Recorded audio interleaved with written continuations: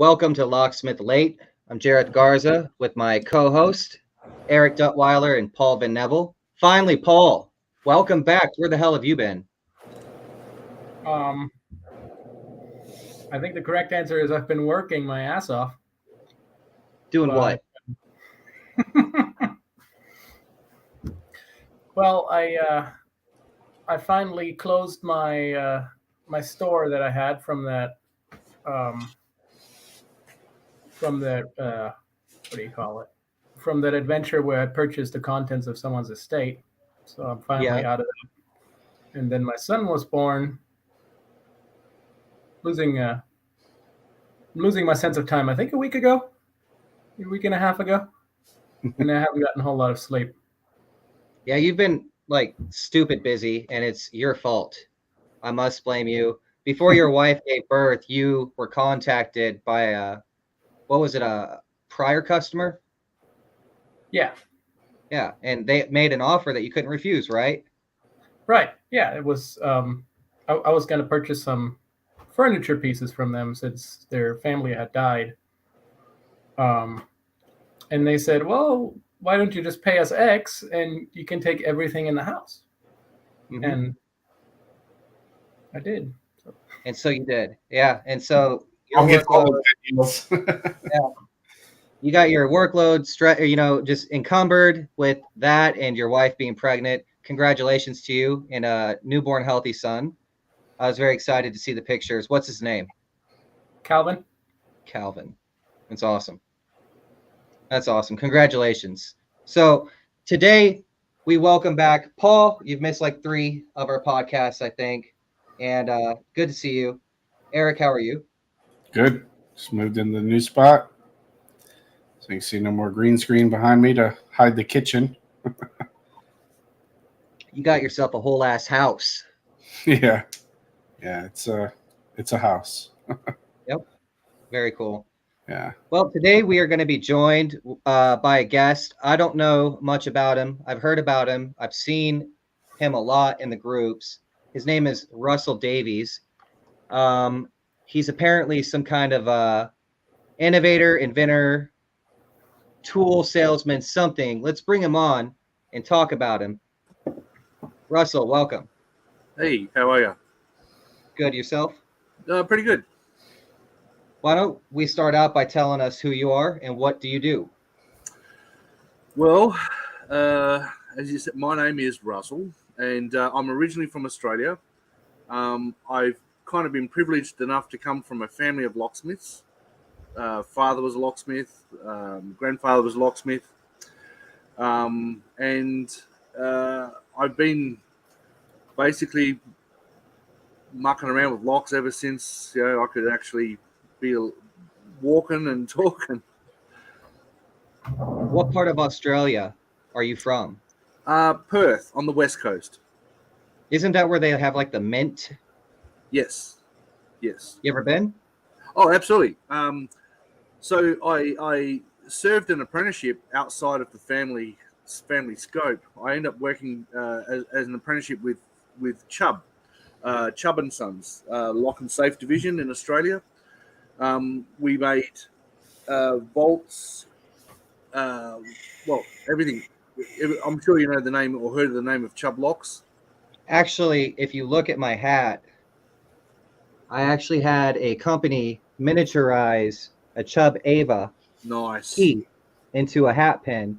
It's my favorite system, one of my favorite companies. So yeah, I'm well aware. I love them. So when you serve an apprenticeship at Chubb, I don't think it's done that way now. I mean, it was done. I'll be showing my age now. I completed my apprenticeship in '91,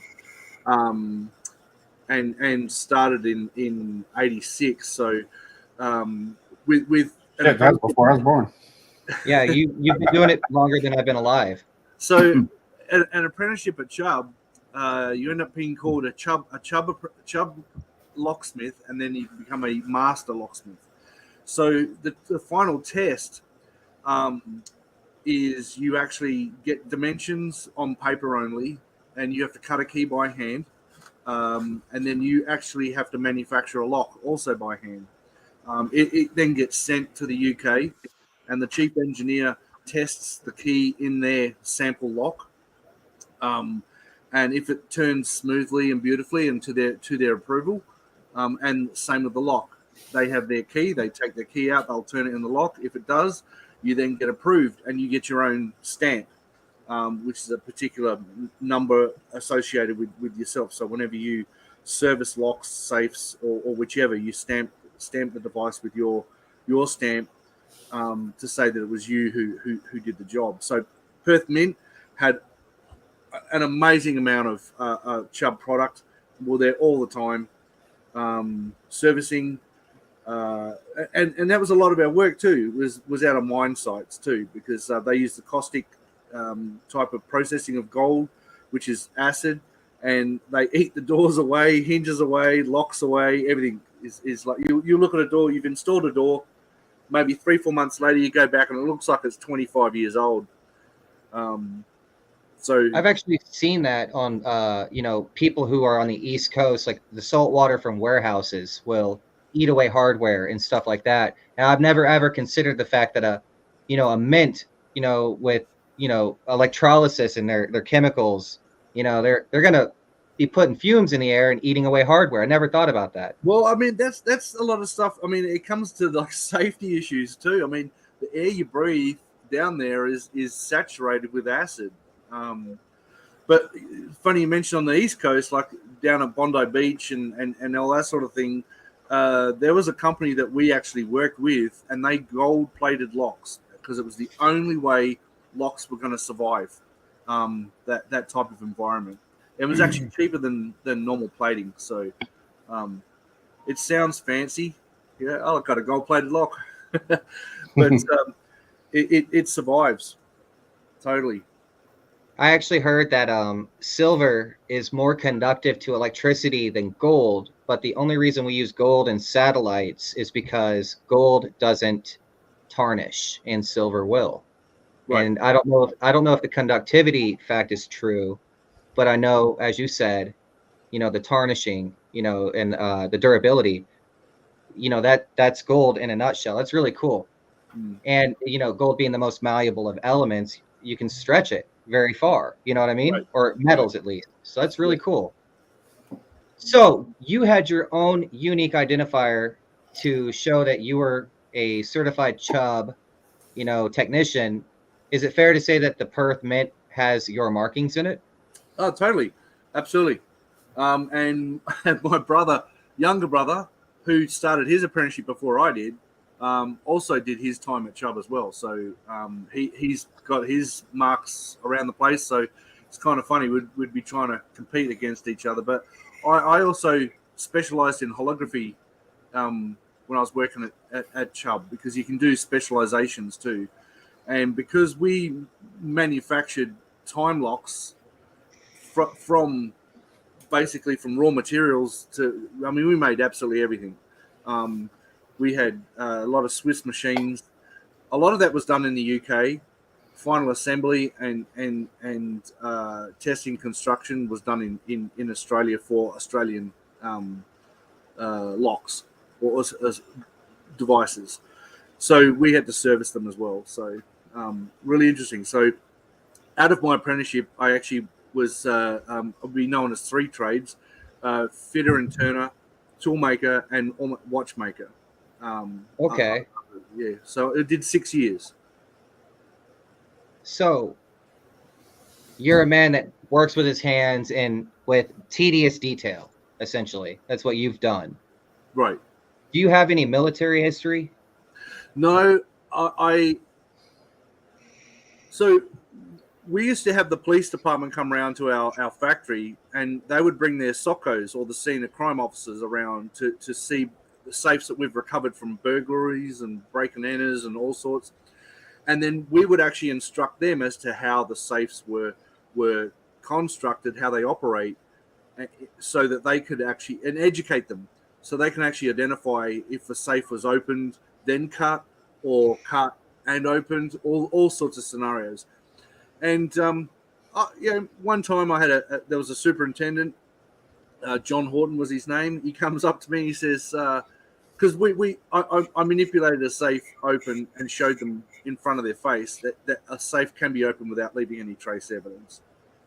And that superintendent said, we've got a job for you if you're interested. So that planted a seed in my head. Probably several years down the road, I decided to have a career change, and I went through the police academy and joined. And then once they found out I was inside, I was brought into what was called Bureau of Criminal Intelligence. So the Dirty Tricks Department, as it's also known as. So I was in covert operations. So my skill set was then used for carrying out Tactical engagements. right. Yes. Yeah. Usually when people aren't home. Yeah. So DAMES, Defense Against Methods of Entry and Security, right? Like kind of infiltration, covert, surreptitious, undetected, stuff like that. Yes. Yeah. That's stuff that got me into it. Was Mark Weber Davies, shitting on Medico because they were pick proof, bump proof, and he was showing actually or not. And so that kind of got me in to the whole LSS, locks, safes, and security. And I kind of sense that you're a guy who's into the educational stuff, right? You don't have one sector of focus, do you? You kind of delve into everything. Is that true? So I would actually call myself an asymmetrical locksmith. So I'm across the platform, because during my time in law enforcement, I had to broaden my skill set. Meaning you operate in cars, so I had to learn cars. I didn't do cars when I was obviously doing my apprenticeship at Chubb and working at Chubb. I was more into the commercial locksmithing, financial, higher end access controls, all that sort of stuff. Some domestic, which I was doing at our shop before I even started my apprenticeship, but nothing to do with vehicles. I never did anything with cars until actually was in law enforcement itself. A very steep learning curve, and that is a science on its own, as you guys can appreciate. It's Yeah. It is a sub or an industry within the industry, as much as safes. They're all specialized, but That's a good point. It's a science within its own, and many people don't like. I appreciate that. Safes, commercial, access control, cars, right? right, They're sectors. So, Yeah. all right. No, I mean, so just through my experience alone, I mean, and we also had to do training as well. So that's kind of what got my training bug happening. But after some years, I then transferred. I got approached by our federal agency. That was how the recruitment came across. I got a tap on the shoulder. So I went. So in Australia, we only have two levels of policing. We have state police and federal police. We don't have counties, cities, partial police departments or anything like that at all. So what we did in state police, in warrant wise, we were able to carry out operations, or our warrants were very powerful. The warrants were on the person. And the equivalent agencies that would carry out those same operations here in the United States would be the FBI. Okay. And that's So- state police is equivalent to the FBI. Right. Okay. Cool. In operations, federal Right. police in Australia will do the same operations, but we were able to tap telephones, listen to conversations, track vehicles. You know, so if you were let's say if you were the target, that warrant is on you, the person. If you go and visit Eric 2 times a week, guess what? Eric's house is going to have accessories fitted into his house too. So you can wiretap. Yep. Nice. Yep. Have you done that? Absolutely. Okay. I did it for 15 years. So that was my elevation going to a federal agency. I went to our security service, which is because there's a lot of differences between our countries. We're obviously the chip off the old block from the UK. They've got MI5, MI6, and then there's Scotland Yard, which is like their national police. So I ended up moving into what would be equivalent to MI5, which is our domestic security services.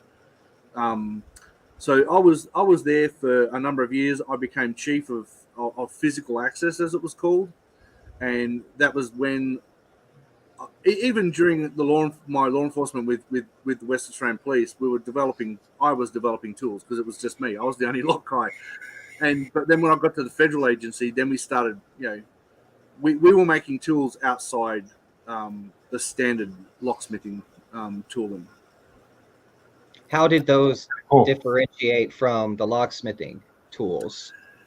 Were So- they more like breaching tools or something? No, so things that you've got to consider, and you know, depending on the type of crime. So, for argumentative sake, I'll go back to when I was in the state police. I mean, trace evidence is a big deal. We're leaving you know, obviously cylinders broken and picks, you know, make marks and all that sort of thing. So, and then you've got to get re-entry because sometimes you need to go back and service the equipment, change batteries, remove it, all that sort of thing. So 99.99% of the time we're making keys. Impressioning was our methodology. So I made tools that enabled me to operate at nighttime without making a lot of noise, without excavating a lot of light. We had a lot of disciplines with trying to keep it a lot of under control. Like that was the light box. I'm not sure if you ever heard of the light box.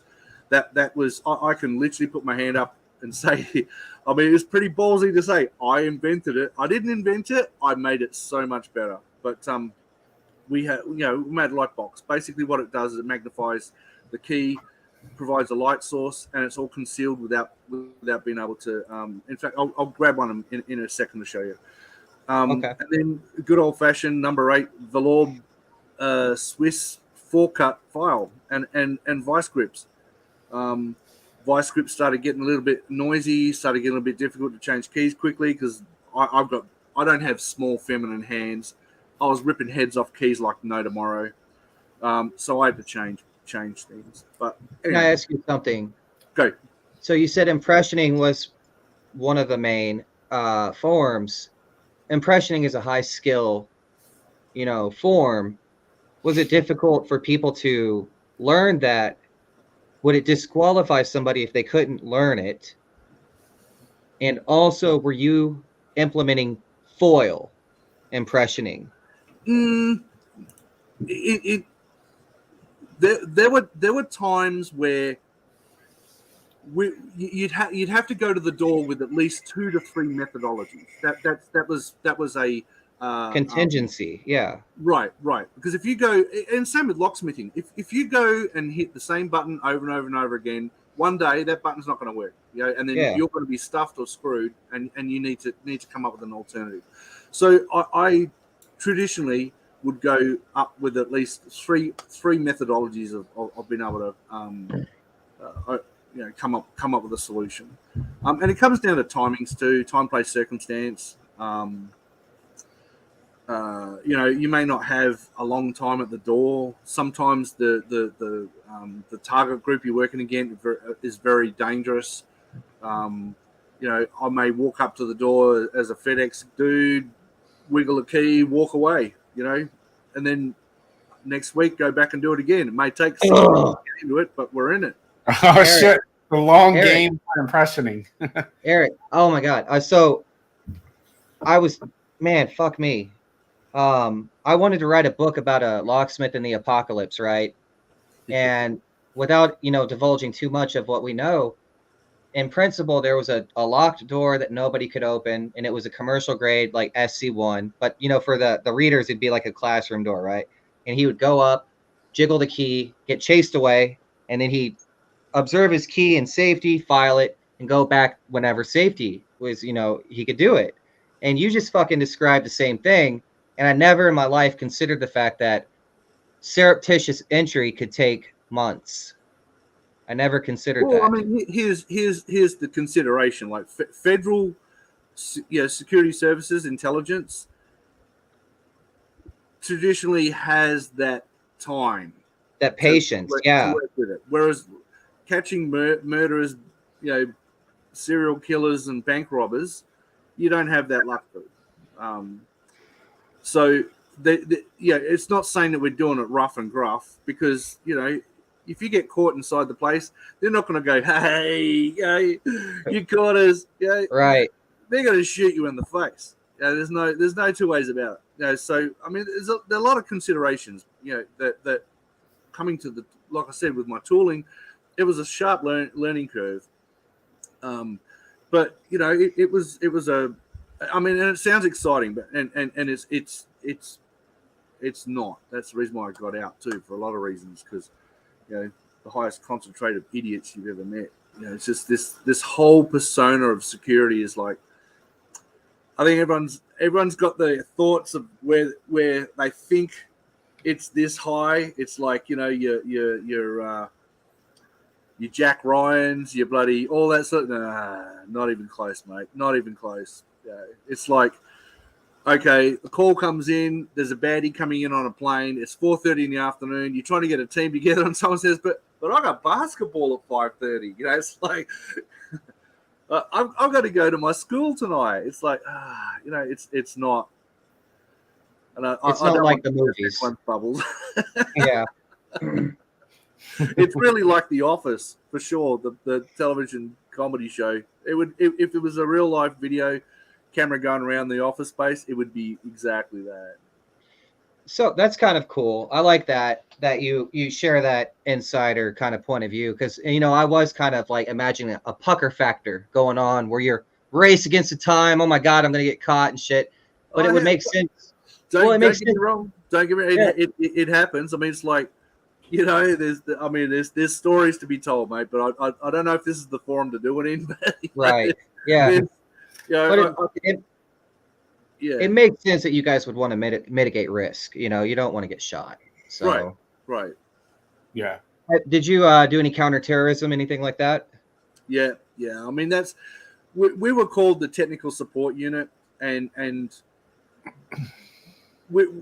literally it is that you're supporting investigations with technology. So we had a lot of areas that got covered by our group. Anything from tracking to video, all of the above. But we were the hub, and that was the funny thing is, you knew everything that was going on in the whole organization, because you had to speak to every investigation or every investigator. You had something to do with it. And I'd have to tell you the truth, though, is the police and law enforcement operations, I think, were far more exciting than the federal ones. I mean, I don't want to downplay it all. I mean, I had a privileged career. I had a lot of traveling, and that's how I met my wife, and that's how I ended up here in the US. She was in the job, and I decided to leave because they wanted me to drive a desk, and that was not. I'm a hands-on guy. Hands-on tools guy. I've got to be on it. They put me in charge of a desk, and I was driving a desk for about 6 months, and it was like 2 weeks after that I was gone. I couldn't do it anymore. So you came to the U.S. with your wife? Yes, she's American. So she's was working. We were living in Old Town Alexandria, and we were Beltway bandits, so to speak.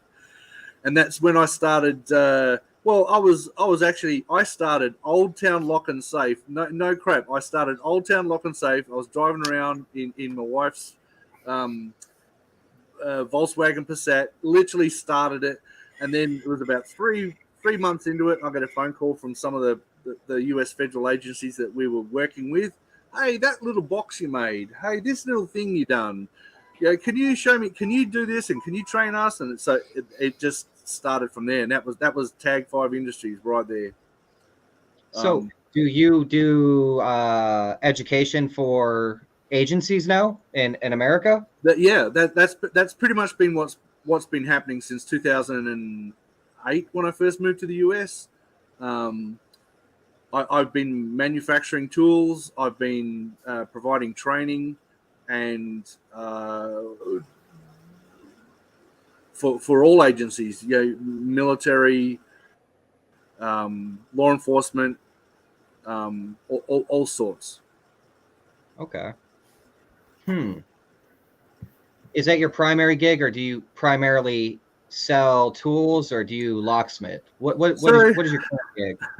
So the wife blew smoke and left the government, and the reason why I moved up here in Erie was a career change for her, and she's a professor at Mercyhurst. And while I was here, I was going nuts. So I just started a normal locksmithing business, Erie Lock and Safe. And I tell you what, it was a bit of a change mentally, because it's very strange having the owner of the premises standing next to you while you pick on the lock. That's not normal for me. No, it's been good. I've been selling tools on the internet for a while. It was mainly complementing all my training programs that I had. But yeah, I've just taken this direction, and it's been really, really good fun. Still making tools. Explain what you said earlier by asymmetrical locksmith. We've gotten the historical context of your development, working for Chubb, getting involved with the state government in Australia, and being a spook, essentially, almost a spy, it sounded like, but a little bit more boring. So you immigrated. Are you a citizen, or what are you? No, I've been in the US for 15 years. I've been a US citizen for 12 of those 15 years. I still speak in my Jersey accent, and but yeah, what I meant by asymmetrical was I have as I said, I've had a privileged experience and a career. I'm pretty well versed in all of locksmithing, automotive. I even do forensic locksmithing too. That's kind of been tapered off a little bit, because that's a bit of a farce in some cases. But safes, vaults, you name it. And I mean, Eric's helped me out a few times, because I'm just having brain farts, because I didn't want to do cars. When I got to Erie, it was no, I'm just going to do safes. And then that all changed. The phone. And you start getting calls for cars. And right. I mean, missing out on money. 5 out of 6 calls was cars, and then crap, I'm gonna have to get back into cars again. But I was lucky, because we've had transponders in Australia since '95, and them were the days where it was $15,000 for a device just for a programmer for one chip. For one brand of vehicle, and it got very expensive, and I didn't even know how locksmiths could survive, because the dealerships were charging crazy money, and the locksmiths had to charge just as much crazy money, and I didn't know if they were able to make money out of it or not. But when I started getting back into the cars here, the dynamics and the electronics have changed so much. I understood that, because I was always doing EPROMing. I've understood a lot of the electronics and coding and how vehicle systems work. You can reset Toyota here. Through the OBD port. Yes. Right. Yeah. So, but the evolution of vehicles has been pretty quick, as much as the locksmithing tools too. So, But I was lucky that I was doing a lot of EPROMing with alarm systems and access control, because that also required us to do a lot of EPROM reading and like lock picking. You know, you got to understand the fundamentals and you got to know what's going on. And I think unfortunately a lot of it is so diluted now because the access of the tools, especially in this country, the access to tools is insane. Anybody, anywhere, anytime. Even in Pennsylvania, I could be a serial killer being released from prison in the morning, and I could be picking locks and opening up your house, letting your kids in the house in that afternoon. No questions asked. No licensing. No background checks. Nothing.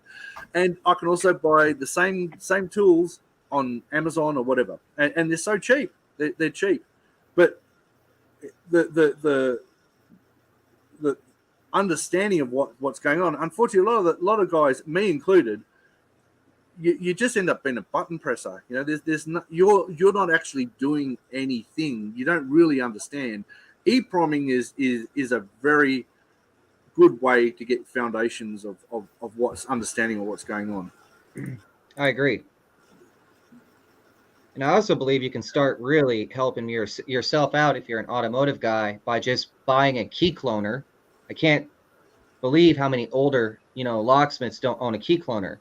Locally, all the old guys, none of them have a key cloner. And they'll be like, Jareth, I can't program this 2016 CRV. Why? And I'm like, do you have a G key? I don't fucking know. And I'm like, well, you should probably get a key cloner because it displays data, And what does EPROM show us? A lot of data. Absolutely. Yeah. And so that's, the devil's in the details. I think also the problems that we had, and this is where, and again, I appreciate being able to give Eric and yourself. I know you've helped me out covertly. You've not known that you've helped me because I've been watching some of your videos and I talk to Eric directly sometimes, but yeah, I just have a brain fart and I can't remember if it's this EPROM or that EPROM or whatever, because device location, stuff like that. And that's the thing. And these suppliers, it's a lot to remember. I'll back it back. There is so much information on internet /pages /suppliers. It is so diluted, it confuses the fuck out of everybody, me included sometimes, because I'm trying to find a specific key for a specific car, and then their suggestions throw you right off, Or I want to jump in just real quick. Yep. Story time. I had a 2001. Hey, my camera's out of focus. I had a 2001 Toyota Sequoia, which you should be able to reset through the OBD port. This one, however, was at a tow yard, and who knows why it wouldn't do it. So I pulled the glove box, found the ECU, opened the ECU, found a 93 C56 EPROM, and I was like, bet, that's got to be the guy. And I took it home. And I posted about the story on a locksmith group on Facebook. And all the Africans and Australians and foreigners were like, it's behind the cluster, retard. And I was like, I'm pretty sure it's not. I was like, I think you're thinking about the 4D system. They're like, no. And they were sending me screenshots of Tango. And sure enough, Tango was saying it was behind the cluster. So I didn't do the work. I carried the ECU back to the tow yard, took the cluster out, and there's no immobilizer there. There's nothing. Not a goddamn thing. And I was like, son of a bitch. I opened up AR32 because I committed at this point. I was like, you know what? I'm going to at least read that device. I know that's an EPROM. So I read it. Well, I opened up AR32, and AR32 said 2001 Toyota Sequoia ECU behind glove box. And I was like, motherfucker, I was right. So, you got a great point that there is just a flood of misinformation and experts, your little pocket experts that everybody thinks they're a fucking expert just because they've been in a group, they contribute, maybe they're a moderator. or their Right. friends in admin. You know what I mean? Yeah. No, I mean one of the most interesting places I actually went and did some support and training was in Saudi Arabia, and they get cars from everywhere, direct from Japan, Malaysia, Indonesia, Australia, Right the here. US, you Yep. name it, and we had a whole line of 2003 Land Cruisers, your Sequoias, your Super Cruisers, all that, and exactly what you just said. It was used as an example, as to you've got to deal with what you got in front of you at the time, and guys will just keep pressing. Keep pressing the same damn button. These fellas were tearing the dash apart, and out of the four of them, two of them had him there. The other was in the glove box. And also, I had one 2003 Sequoia not so long ago, and someone had already removed the EEPROM off it and did a very shitty job on it, and it was like, I'm looking and going, I don't even want to touch this. It's like I could just see, it was almost walking. The legs were they were all over the damn place. It was black burnt. It was just poorly done. That's You know funny. what I've seen on a couple of those? I Dip. haven't run into one in person, but the module behind the dash and those Sequoias, for some reason, everybody solders a socket onto them. Yeah, they put a dip socket to where the EEPROM can be just plugged in.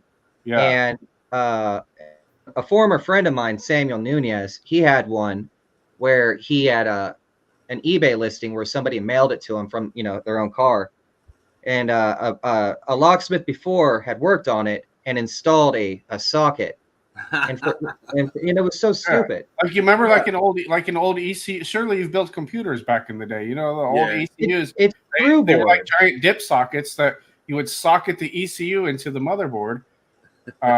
Which we still do to a degree, but not in that sense. But it had like a big dip tight socket, and I don't know why people do that, but I've seen it pop up on Facebook and a couple other groups like multiple times, and I've seen pictures of it firsthand and stuff. I know someone in Florida, his uncle did it for him as well. When you think of it, it's pretty slick. It's the other way around the mountain, I guess. Well, it's more work, and who assumes that they're going to come back to that very same car and have an easier time of access? You know what I mean? You got Yeah. I mean, you look at it differently. Is like, you might see it as more work, but I just see it's a convenient way. For the skill set for that is a convenient way. However, what about the times when you couldn't read devices in circuit?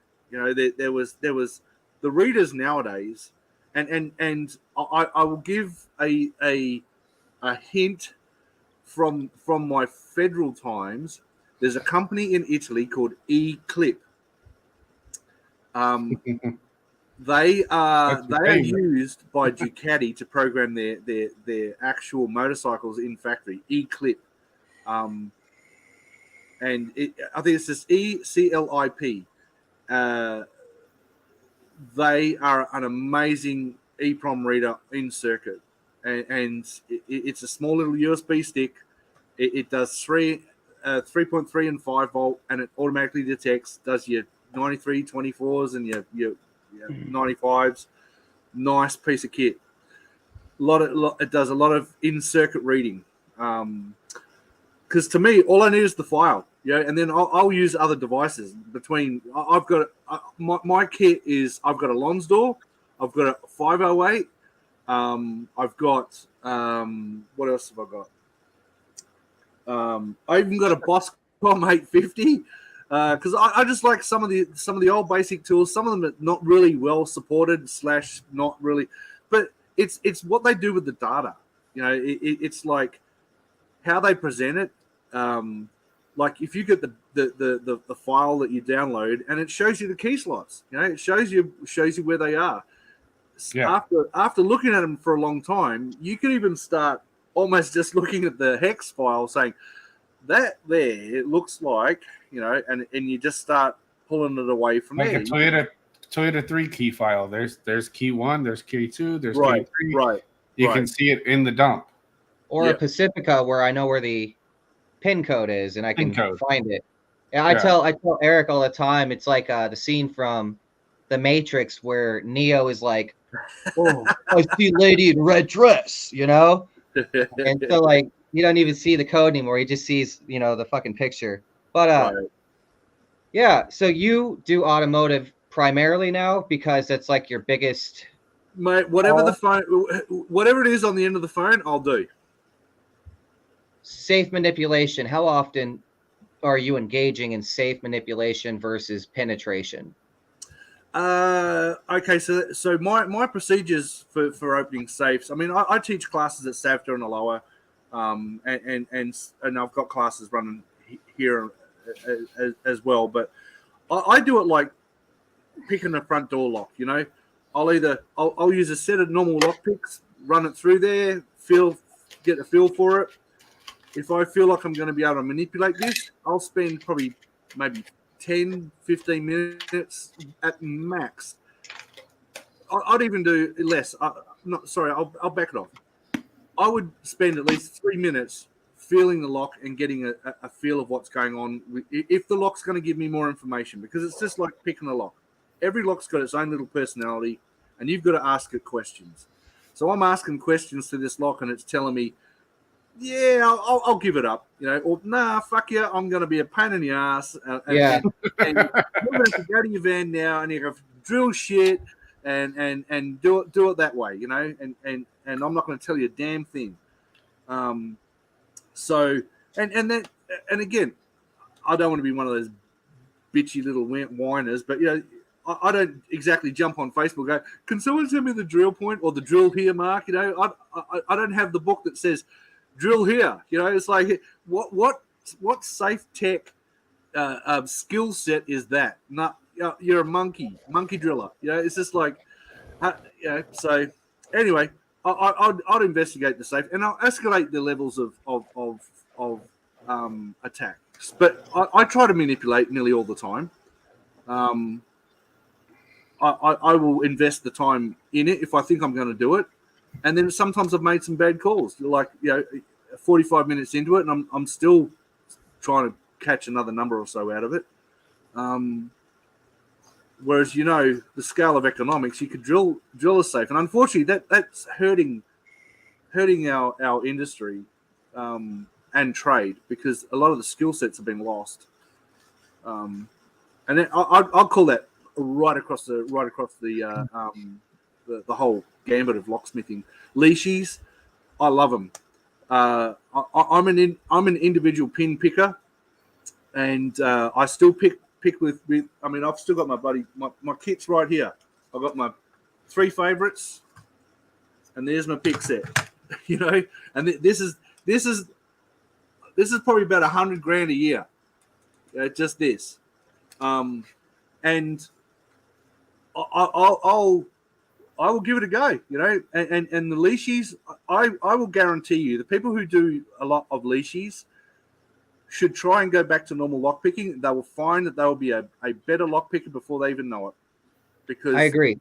All a leashy is doing is giving you a visual feedback of what you are actually picking a lock. What I have found with a lot of guys, and I'm not sure if, and I'm sorry if I'm going on a crazy tangent. No, I'm good. I like this. Is that the pick resistant pins? You will be struggling with them more with leashes than you will with normal picks, meaning two tools. All right, you and I, we're going. So let's.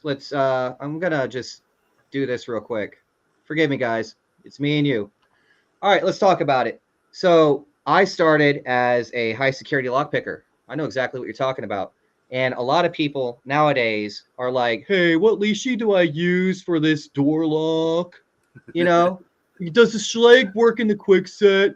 And they don't even know, like you say, they're button mashers. The leashy gives you a visual graph, right? Mm-hmm. And before that was a thing, we called it our third eye. You know, we'd go in blind. You know, we used to practice with our eyes closed in the dark. You know, we'd pin up locks with all spools. 4 spools, 1 key, you know, regular driver. We would put the pins in a drill, chuck. turn it on and take files and custom mill our own security drivers to challenge ourselves. And you only see that shit in hobby lockpicking now. So I love spool pins, mushroom pins, or any of them. You could make whatever the hell you want out of it. It is. I don't believe there's security because they tell me what pin I'm going to hit next. Yes. Straight out. I mean, the 99% of picking is tension. And if you're not picking locks, and if you're not being successful picking locks, you need to reassess your tensions. So just a quick, here's my pick set. 4 picks, about 20 tension tools. You know, that's, like I said, 99% of picking is tension. Okay. Now, so people over tension when they use the leashy tools because the probe is the full length of the keyway, and you're getting some fantastic feet. So the normal, I guess, novice lock pickers or self-taught lock pickers, and bugger it, or everyone, when you're picking locks, you don't want to let go. It's the natural sensation. I don't want to let it go because I'm going to drop all the pins. So it's if you're not getting it right, the order of picking is defined by the lock. It's not you. You're not going to force it. It's called binding order. Exactly. So Yes. the order of picking is going to be defined by the lock. And if you're not getting results by tensioning it one way, change the tension direction. Thank you. Yes. And the whole order is going to change. You have to change variations. You've got to, and again, back to my analogy of asking questions. You're probing the lock. You're asking questions. You're trying to work out the order. You have to let it go. You have to let it go. You know, you can't just keep holding it the whole time. You have to let it go to reset your pins. And I've found now, well, not found, but Schlage, Quickset, that they're all coming out now with their security pin, and they've got them in every chamber. Because at times they were coming out maybe 1-2 chambers minimum, but now it's every chamber. And I mean, they will hand your ass to you. You know. Well, let's go back real quick. I won the Texas Leashy contest, and they said to me, the locks get harder as you go down. And I said, that's what she said. And they were like, no, we mean that they get harder in difficulty as you go down. And I was like, all right. Turns out they're easier to me because, like you said, a spool pin, you can go in and just touch, maybe 4 out of 5, right? And you pump, boop, there it goes, false set. You don't have to find the binding order necessarily. I do, but nonetheless, you get it to false set, and now it's an indicator. Every pin that is the right pin, you get that feedback. You know what I mean? Exactly. You hunt for that, the one feedback. Exactly. The driver that's holding it, or the top pin that's the binding pin. Right. As soon as you start putting pressure on it, you're going to feel that tension tool wanting to go back to the top again. Let it go back to the top, people. Yes. Let it go back to the top. Yes. You keep the dog on the leash. You can let it go a little bit, you pull it back. And so they were all like, oh, what the fuck? I'm like, it's not harder because, like, I practice with that. We would pick Medico, Mushroom, ASA, barrel pens. We would do, EVA, 3KS, track keys, all that shit. And so whenever I became a locksmith, it was Determinator, AccuReader, Easy Reader, and then Leashy infiltrated. And once Leashy infiltrated, I was like, oh, it's not even hard anymore because you're looking at a literal graph. Right. It's cheating. So, I mean, good fucking point. And I think a lot of people, if they were to actually, all those guys who think that they're really good, if they go back and they pick up the fundamental tools, the OG tools, the hooks, the rakes, the top of the keyway, bottom of the keyway tension wrenches, they're going to find that they're going to be extremely challenged. Right. I mean, these. I mean, I know when I was coming up with my picks, this is not a selling point. I'm not trying to sell shit, but These were made. It took a long time to come up with the design, and these handles are interchangeable. So if you break your pick, because right hands were my favorite pick of all time. Now I don't know what's happened with right hand. Last 5 so years, the steel they're using, something's not right, or something's different about them. I've had these going for about maybe 6 years, 7 years. These are full spring stainless, and I've got these were aluminium or aluminum handles. They're sort of skeletonized, and you can screw them off and you just change it out for another pick. But I kind of came up with the handle so you can grab it different ways. I can have it upside down, point a finger, roll it this way. It was designed by me for me, and if you liked it, you bought it. That's all I care for, I've never seen that, and I got to say I like it. So my favorite pick of all time is the good old fashioned hook. That is mine, because I'm the individual pin picker. Awkward keyways, like people would define Yale or the 999 cheeses. How about a key mark? Yeah, key mark's all right. Where do we buy it? The diamond pick. Where do we get that pick? Be on the site. So let me just segue into that, because the sports picking was frustrating. Again, these guys and gals are sitting on a bench with the lock on a vice in an environment that they're controlling, right? Exactly. So us as locksmiths, you may have to be doing a pirouette, the locksmith yoga as we would call it, under a gate. U-Haul was a classic. The U-Haul bloody storage padlocks. How many times do I see guys? We just cut them. Just take the time and bloody pick them. Save the lock, take it home, make a key to it. It's like sell it again. It's the gift that keeps on giving. It's diluted. The skill set has diluted, and a lot of them, like, they come up with the names of Bogotas and some crazy ass names and crazy ass pictures or shapes that they've got on them. Mate, anything can be a pick. It comes to math and probabilities and physics, and it comes to physics. Yeah. Some of those picks, they're just damn keys. You might as well just get a cut key and try and like ghost in. Speaking of, you said Bogota. That's one of my favorite rakes. It's basically a triple peak, rake. Right. And you mentioned it. You hinted at it. You were like, "There's things that you can do with lock picks that you can't do with a lead sheet, such as raking a lock." Right. And what do we do on certain spools? Rake past them. Right.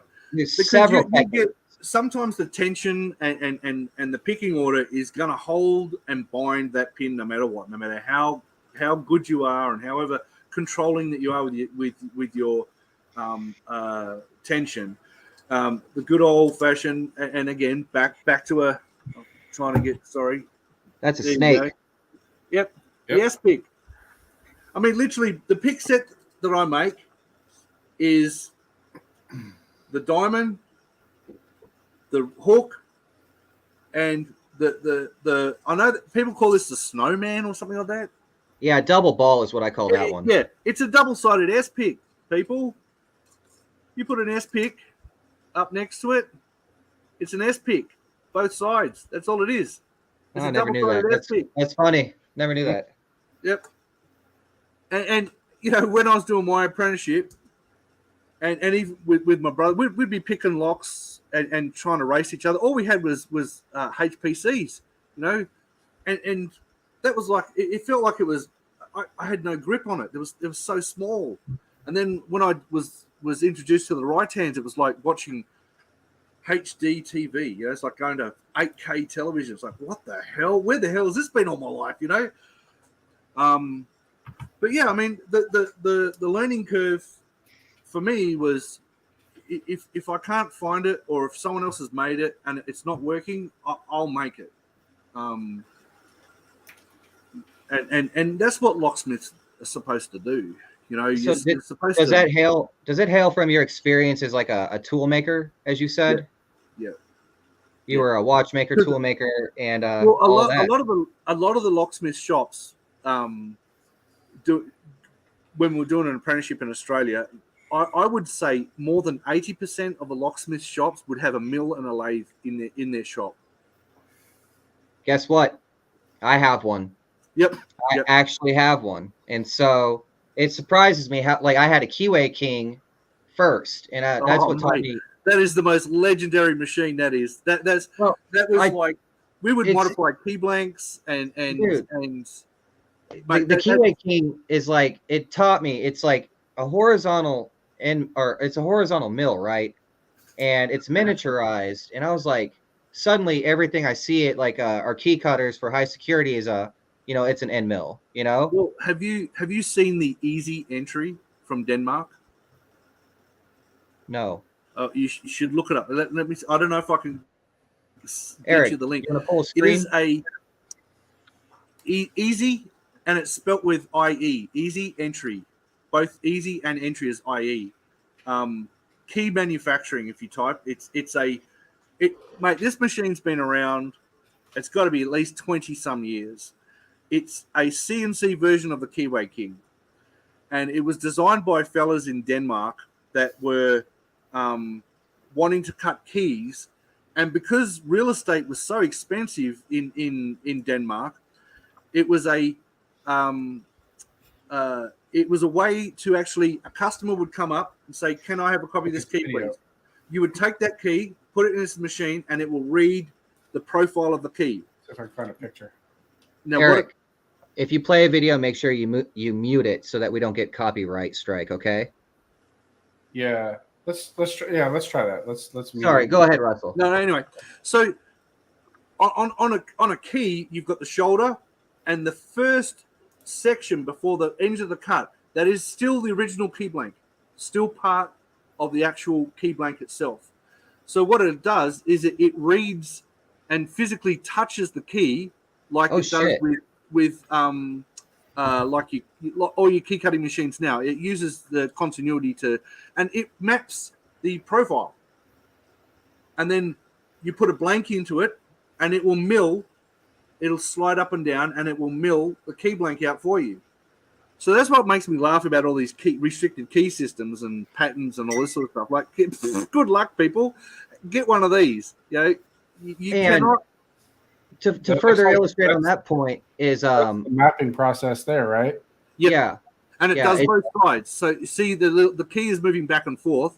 Yeah. And there's a little probe that is touching, and it does it by it's dividing a millimeter into quarters, into 4 parts. So it'll then change over, and here it goes. It'll start reading this side now. So see, it hits that, and it reads and maps the key profile.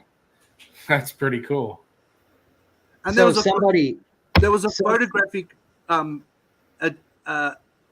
addition to this too. For an extra $2,000, you could buy the photo program. So you go up there and take a picture of a keyway, and then you could actually draw and make the key to that photograph. So here it is. It's now milling out. Is this the milling? That's the milling. Yep. Oh, I got to get this fucking machine. Oh, that's so fucking cool, dude. Jesus That's Christ. so cool. I need one right now. All right, let me tell my story. Yeah. Oh my god, we could reproduce old car keys that are like impossible to fucking find. Well, absolutely. I produced antique padlock keys on my Keyway King, and also somebody challenged me once. They sent me an MX Keyway, their own one that they bought into, and they custom pinned it. And task 1 was to pick it on camera, and I did under 2 minutes with conventional lock picks because it's a restricted keyway. And then secondly, the challenge was to produce a key blank that would go inside. And so I used my Keyway King and a safe deposit key, and I milled it, and I got it to go inside. I posted that, and people lost their freaking minds. They're like, "Oh, you're going to get sued. You should go to jail." I will challenge it because I've got a video of me picking Medico before Tobias and all that many moons ago, and we impressioned it. We made a lot of So the locksmithing fraternity needs to have a reality check. If you were to say and guarantee that your customer that no one's going to be able to copy this key, they're in the idiot zone, because you got machines like that you can be I think I bought agree with that. and you can buy. It's all good. The Lockmasters video sell looks so advanced, but the machine looks so advanced. The video looks like it's like, you know, from the early 90s. Mate, PBS. The first one we got was in 1990. Sorry, 2007. Sorry, 2007, Okay. And it's bright pink. Yeah, I saw the color of that machine was like a purplish pink color. Yeah, it's bright. That's right up our alley, man. And the key has a smiley face on it because there's the two eyes are the positioning rivets when you put it in the vise. Eat shit, Chris. Yeah. So Chris, you know, designer of lockjaw manufacturer, says that purple is a dumb color. So just an ongoing spat. Sorry. No, Continue I saw a couple of up saying their favorite lockpicks. I see Mr. Taylor. Yes, a lot of the HPCs, but yeah, I grew up on HPCs. You know, the problem with HPCs is once you bend them and you try and bend it back, they'll break out and blow up. You know, but stainless steel's kind of the best. Spring stainless, as it's known as. Well, let's segue into your website, Tag 5 Industries, and you know, what is it? What do you do? Right. So because of the lock sports, I mean, let me. I'll unto. I know the lockpicking lawyer personally. We are mates. I've been on a couple of his videos, and as soon as I got on his videos, my website kind of blew up. I was getting every man, dog, bloody, you name it, wanting to get lockpicks and all that sort of stuff. He featured your light box, didn't he? Yeah. I remember that. Yeah. Okay. So yeah, we impressioned the key on his page, and unbeknown to him and myself, all three microphones were still on high, and all you could hear was this big crazy squeal of the file going, and it put a lot of people off. But anyway, all that aside, so I've had to shut my site down secure wise because I was getting hacked every bloody week of the day, and it was getting frustrating because I don't have time. I honestly don't have time to try and rebuild my web page or do something stupid on it, and because I'm not that technical for web pages, so but I closed it down for asking for access only. So I kind of want to put back into the locksmithing community, and that's the promise I've made to myself that my knowledge and my skills that I've got from the government, and some of the tools that I've made, then I'm starting to give back to the community, both in training and also, and it's not trying to sell them. I'm trying to put back into the community because, man, the training is dismal in the United States. And I don't want to be America bashing because it's now a worldwide phenomenon. Mike Rowe, you know Mike Rowe, he's a Dirty fucking Jobs. legend, that guy. Dirty Jobs guy. Yeah. He's a fucking legend, absolute legend. He wants to try and bring the trades back, and he's trying to get. Well, yeah, I kind of want to do the same thing with locksmithing, you know, and there's a lot of cultural issues, a lot of, you know, a few things to sort of hurdle over. But yeah, unfortunately, so when you get to my site, it's going to say you don't have access, but it'll allow you to do an email. And all I ask for is just a little spiel about yourself, like, you know, I'm a locksmith, you know, and not I am a pen tester and I do blah, blah, blah, blah, blah. I like swinging from the top of a building, abseiling down the side and trying to pick a window lock open. It's like, you can go fuck yourself because you're not going to get one of my picks. So, I mean, I don't want to be the lockpick Nazi, you know, no picks for you. But I have to sometimes, you know. But So unfortunately, there's no real just open channel looking at the picks, because mate, everyone steals shit. Everybody. I've even been to a closed, restricted forum in a military base in North Carolina somewhere, and the guy was given a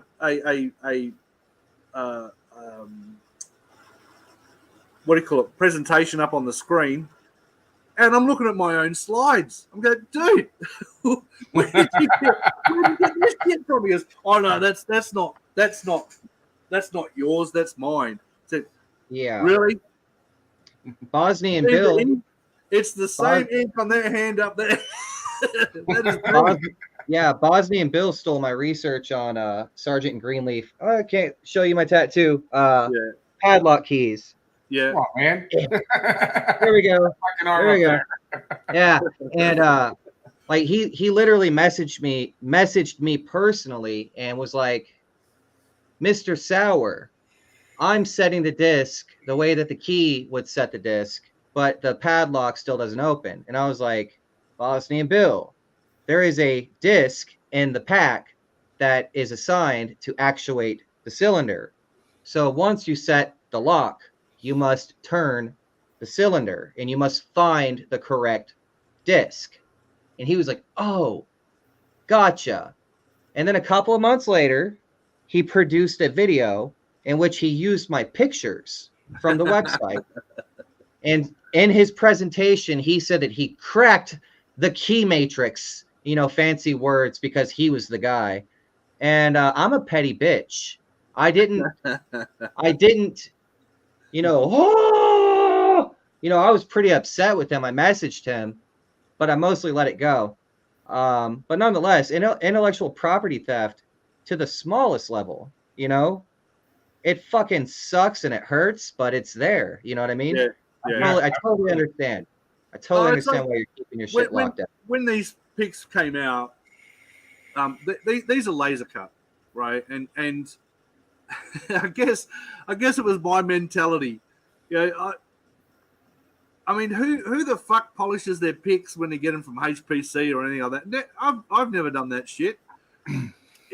I've done it to my own picks. Like you personalize your tools. You modify and personalize your tools.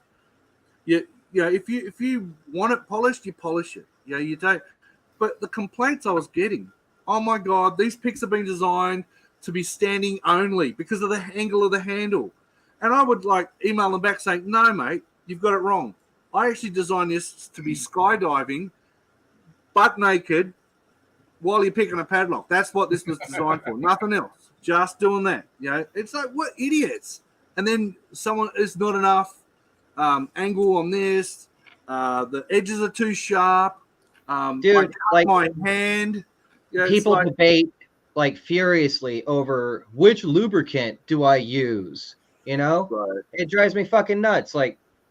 Whomever you are and whomever you seek, whatever you seek to accomplish, it starts with the effort within inside you, filling the gaps that are in your knowledge base or your skill set, And so I agree. I've always been contentious with the whole idea of polishing a pick. That was one of the things. It helps you with feedback. And I'm like, no, it fucking doesn't. Tension helps me with feedback. Mm-hmm. So the simple answer is whatever works. Exactly right. I mean, you nailed it right on there. I mean, you might put your fucking left shoe on first and then your right shoe. I might put my right shoe on and then my left shoe. Does that make me wrong and you right? Are you right and me wrong? No, fuck no. But, I mean, you could have, and this gets back to right back to the beginning where again, as I said, my doing forensic locksmithing is because of my knowledge and capability of making tools, identifying tool marks and stuff like that. Yeah, I mean, I think polished picks help you manipulate picks. The pick for moving in and out and manipulating the pins. But the lock hasn't been polished inside. The pins haven't been polished. They're all to tolerance. It may help you. You'll get guys who like to lubricate locks before they pick. There's guys who say no, you don't lubricate locks when you pick. I'm in whatever works is exactly what Eric said. I mean, I'll go to a door, and if it's feeling like a bag of nuts and bolts, I may squirt something in there. The leash may not work well, or the leash will work fine, or I'll go straight back to my picks again. I'll even do the good old fashioned lighting tool. It's like, why not? Whatever works. The mission is to get the door open and run the credit card. Exactly. And how you do that, give them a performance or not, it's whatever you have. Yeah, I did a Chrysler earlier, the Dodge Ram 2018. Nothing special. I put the leashy in there. I'm not even close to fucking kidding you. When I didn't pick it over in 10 seconds, I pulled the leashy out, grabbed my spray, sprayed it, and I picked it over in fucking 3 seconds. Yeah. I could tell the lock was just dirty. Yeah. But there was a lot of deep cuts in it. So I literally hit like the last 2 pins and the fucking thing flopped over and I decoded it. You know what I mean? Like whatever works. Could I sat there and figured it out? Hell yeah. But it took more than 10 seconds and I was in a rush. So mate, I'll have 2 admissions right now. The CY24 hands my ass to me more often than anything else. And I'm embarrassed to say so because that lock is either worn to the bejeebers or it's like it's brand new and hands come out and slap you in the face going, that's the cut right there. That's what you're after. But I've had more heartbreak over a CY24 than anything else. And then my other admission is I had to drill a cylinder 3 days ago. First one in like 9 years. What was it? It was a stupid quick set like rim cylinder, but it was on a night latch. And what had happened, this elderly lady pulled the door shut, and the little nib on the night latch fell down and locked the whole mechanism. So I'm not sure if you know what a night latch is, but it doesn't matter if you had a key or not. The key turned, but I had to drill the mount screws off. So I've always been singing my song about don't drill locks, because my apprenticeship, and I've noticed my brother's just online. He's just picked up a couple of things here and there. He can vouch. Good old Dave Carr in Sydney was one of our startups as an apprenticeship, and he says if I ever hear or see of you drilling a lock, you're out of here. Pick or impression. So we were taught impression pretty early. Sometimes you got to drill a lock though, because the tailpiece will become disconnected or something like that. I mean, if there's a catastrophic failure, but if you're drilling it because you can't pick it, shame on you. Agreed, because you should fill that skill gap, with knowledge and practice. Yeah. You should be walking around with an iridescent pink dunce hat on your head or something for 6 months for doing so. So what's going on in your future? Is there anything that you have going that you're excited about? New launch, new project, event, class, etc.? Yeah, I mean, like I said, I'm wanting to put back into the community. I'm trying to. I've run some classes for SAFTA and ALOA and GPLA and all that sort of thing. So, and I'm a big fan of associations, and I know I'm going to say it here, and I know a lot of people are going to roll their eyes, but licensing, I'm a firm believer of that, only because, I mean, it worked in Australia for a while, but then, like everything else, let's change it for the sake of fucking changing it, and let's do it the fucking wrong way. Let's not leave something that's working. Because the word scammer, and I get tired of it. It's one breath, scammer this, scammer that, scammer, and then, how do you fix it? How do you fix it? I mean, it's a big problem. Again, back to access to equipment. or the car tools, all that sort of, you know.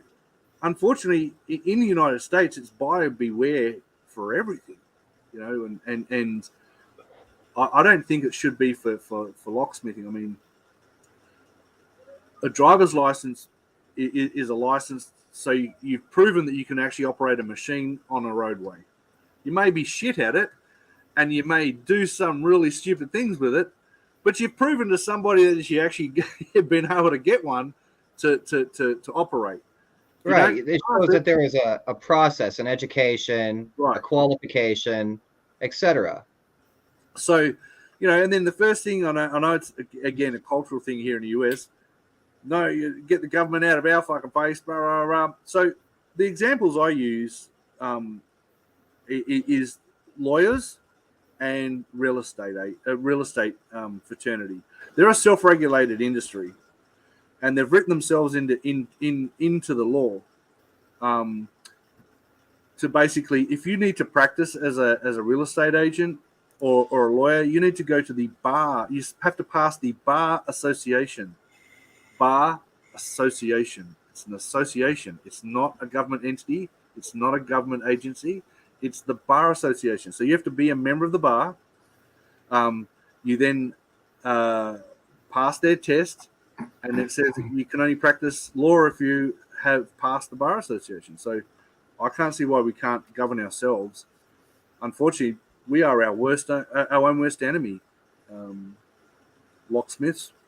You get 20 of us in a room, and there's 250 opinions. Yeah, because like, pick an organization? Which one would you be comfortable with? You know, controlling my business. You know what I mean? As an American, I'm immediately turned off by the words like union and shit like that. You know, so I agree. It's hard. Again, it's a cultural thing. Like we've got a strike happening up here in the US, in Erie for WebTech. It's embarrassing, man. You look at the strike in France or Australia. Yeah, we burn cars, we throw them over, we get angry, we let people know we're pissed off. You know? Here it's like, you know, it's like Ted, John, and Randy sitting out the front there with a sign, you know, sitting on their deck chair, you know, vaping and drinking. And that's their union protest. So yeah. Are you saying that the locksmiths need to riot in the streets to elicit change? Hell yeah. No, I mean, I like it. The problem is we don't support ourselves because we feel threatened by the dude down the road because he's your competitor. You know, you go to the association meetings and stuff like that. I'm a firm believer of the associations, but I think the associations nowadays they're vintage. They need to be reset, rebooted, and have new thinking, new blood, new everything. Because it's at the moment it's just a tea Old club. man's game. Yep. It's a tea club. I agree. Because I've seen this Locksmith Nation. I've seen these other Facebook pages. I think they've got more ass on them than any of the associations. It's embarrassing in some cases. But you know, I'm trying right now. I'm putting my money where my mouth is. You know, I'm trying to go in for nominations, and you don't get looked at. You get looked over all the time. You know, you only need 10 signatures to get on the list. Yep, got those. Get on the list, and it's the same 5 old farts that get voted in over and over again. Nothing changes. So, but you know, I think we need to pass knowledge on, and I think we need to help our brotherhood out, and we need to try and get our trade respected, because I don't think it's regarded as a trade in this country. Electricians, plumbers, that they get more respect in the community as a trade than locksmiths do. I think How this can is we the only change that? industry where the suppliers are actually constantly trying to undercut the locksmith. Absolutely. And the funny thing is, if we were maybe smart enough and boycott these suppliers, I mean, you get, I don't know, 1,000 locksmiths, even 100 locksmiths not buying equipment for 1 week from one supplier. It's gonna bring something to their attention, you know. I don't know. We're so fickle that the distributor would only need to run a sale to end our boycott. You know what I mean? No shit. No, you're right, but I mean, but the thing is, if we found, I mean, there are suppliers out there, there are distributors out there that will supply to locksmiths only, and they've said that as they may not have all the stuff you need, and that's the most unfortunate thing, because sometimes you got to, you know, go to the, you got to chase the dragon tail, you know, and go down that horrible hole of buying it from there, but do they say it or do they actually do it? Because most suppliers that say this, they have another business name for their Amazon store. I don't know. I mean, you know, who's going to audit it? You know, but you know, the thing is, this is where I'm saying about the associations. The associations should be balling up and saying at the trade show, no, mate, you're not showing here because you fuckers are selling on Amazon. You know? And they'd have to kick everyone out. I don't know. I don't want to say names on here because, you know, there's endorsing and then there's endorsing. You know, and then there's shitting on somebody at a great height, and I don't want to like UHS say shit that's going to be like, you know, UHS piece of shit. Sorry, I got Tourette's. but that's just one exemplar, you know, because they advertise pricing the same pricing we get. You know, and it's hard to say to a customer, like, for instance, Schlage is one, and that's a name brand I'm talking about right now. Yeah, a digital lock. You get a customer, hey, I want a digital lock fitted to my front door. Yep, supplied and fitted. So you buy it the same damn price they're seeing it on Amazon / internet / whatever, and you got to put your markup on it and your cost of time to go tell you to build it up the ass. No, I'll buy the lock and then you install it. No, mate, it doesn't work that way. Hey, you've lost the business. You know, so there were times where manufacturers would come to your store and set up display boards at no cost to you because they're trying to push their product. Yeah. Also, they would give you salesman samples. You know, they would cut away locks so that you could show your customer. Exactly. You know, you're selling the lock. You're selling their kit. Yes. Nowadays, it's not. You know, you've got, and I have to say it, and I'll say it with umph. America has shit locks. Shit locks.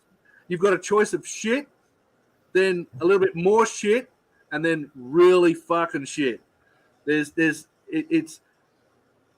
the mentality. I don't know why. I mean, and it's just what's available, unfortunately. I mean, like, I think that's the consumers because people they want the cheap shit and they're falling for all the stupid marketing. Yeah, bullshit. But the thing is, if it's not there available for them, you know, like if the shelves are bare in Aldi or wherever, it's people can't buy it because it's not there. You know what I mean? Like they should be thinking a little bit more about the quality of locks. They just want to bring it cheap to sell quantity, to sell. It's money, not the real security angst. I have a solution. Okay, so you kind of said it yourself earlier that the ease of access of tools has gotten like ridiculous. We can buy our leashes and stuff online. Why don't we start educating our customers? How, you know, that's not the locksmith's fault, really. That's kind of everybody's. You know, the tool seller, distributor, etc. So why don't we educate the public on how a cheap Schlage can be easily compromised? You know what I mean? And then we can show them the difference between a Schlage and a Medico or an ASA V-twin. Are you going to teach the criminals? Well, yes. So, because I'll give you we have to educate everybody, right?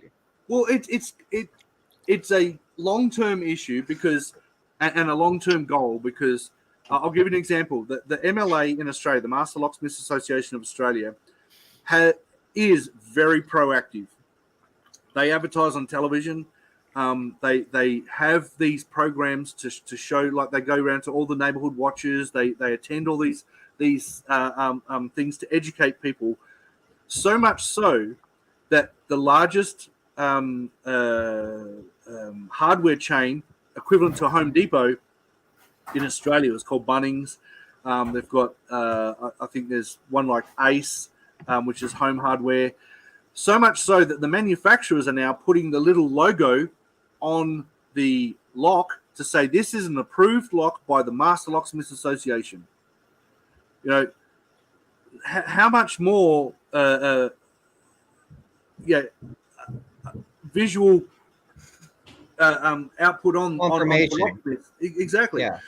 Unfortunately, it's like trying to talk to people who do marketing. They say we can make your business grow, and I said, "Oh, seriously," because we're like dentists, we're like doctors, we are only called when we're needed.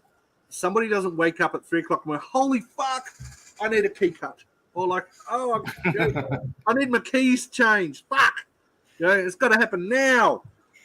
We're not. We're like a tissue, toilet paper. They wipe It's their always ass going to with happen now, though. flush and done with us. Until No matter something when they happens call. again. You may get the call back because if you were nice and if you were very good about it, they'll call you back. Long-term jobs for like the more of the institutionals and casual and all that sort of thing, where you're working for NSPs or doing large companies. They're money winners for others, but not for all of us, not for us.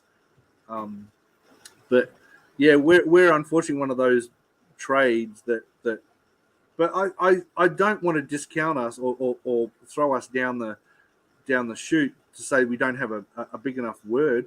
I'll tell you, if we had all the locksmiths in the US or one state make an approach to do something like that, I reckon it'll be heard. I think you're onto something. I discussed it on the previous podcast with the president and second vice president of the TLA, Texas Locksmith Association. Why don't we do it the old school way and tar and feather the people who are against us? They're all going to be in the same room with us.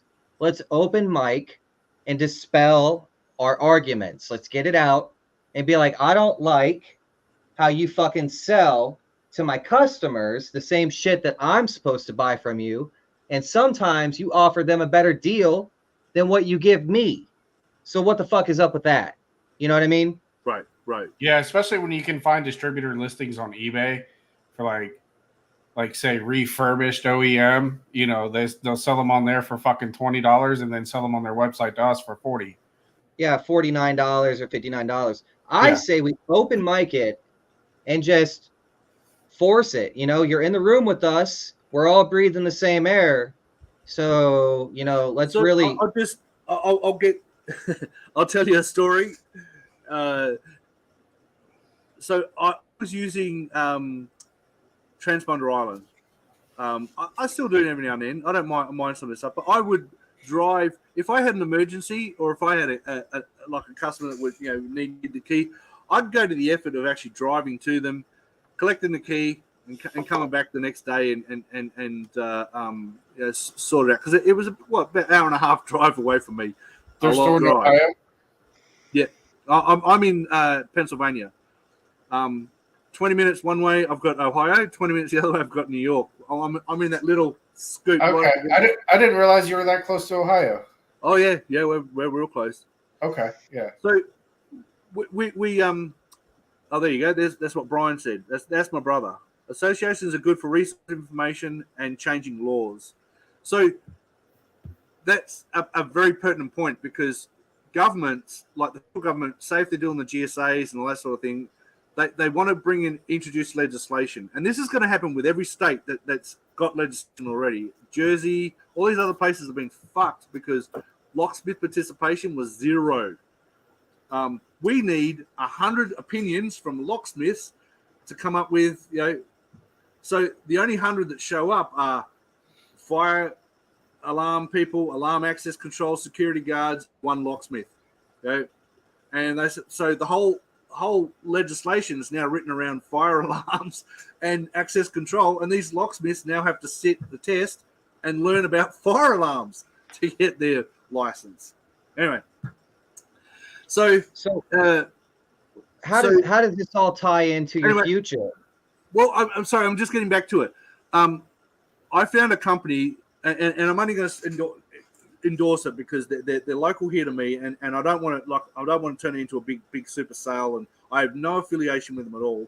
But they're called North Coast Keyless Remotes, and these guys actually supply a lot of the OEM refurbished fellas that you're talking about, Eric. So, and these guys are they are dedicated to locksmiths. So they have a price for they sell to the public, which is on their one page, and they'll sell that refurbished fob for like $95 to $75. They'll sell it to you for $35, locksmiths. So they're delineating in the two functions and never shall the lines cross. And that's they've opened up a locksmith. So anyway, my point was I was driving past them several times to get keys, not realizing they're here in bloody Erie. It was embarrassing. I had no idea because the guy approached me and said, "Hey," because he saw me in the parking lot unlocking a car. He says, "Oh, you're a locksmith?" Yes. Where do you get your car keys from? Oh, Transponder Island, blah, blah, blah, blah, blah. He says, "Oh," he hands me a card. He says, we supply all these people. Come and see us when you want a key. So I'm lucky. I don't have to hold any stock. Just about. I can just go down to them and pick it up and go. But anyway, that was that point. Future. I've got these tools which we've kind of. This is our safe cracker. What'd you call me?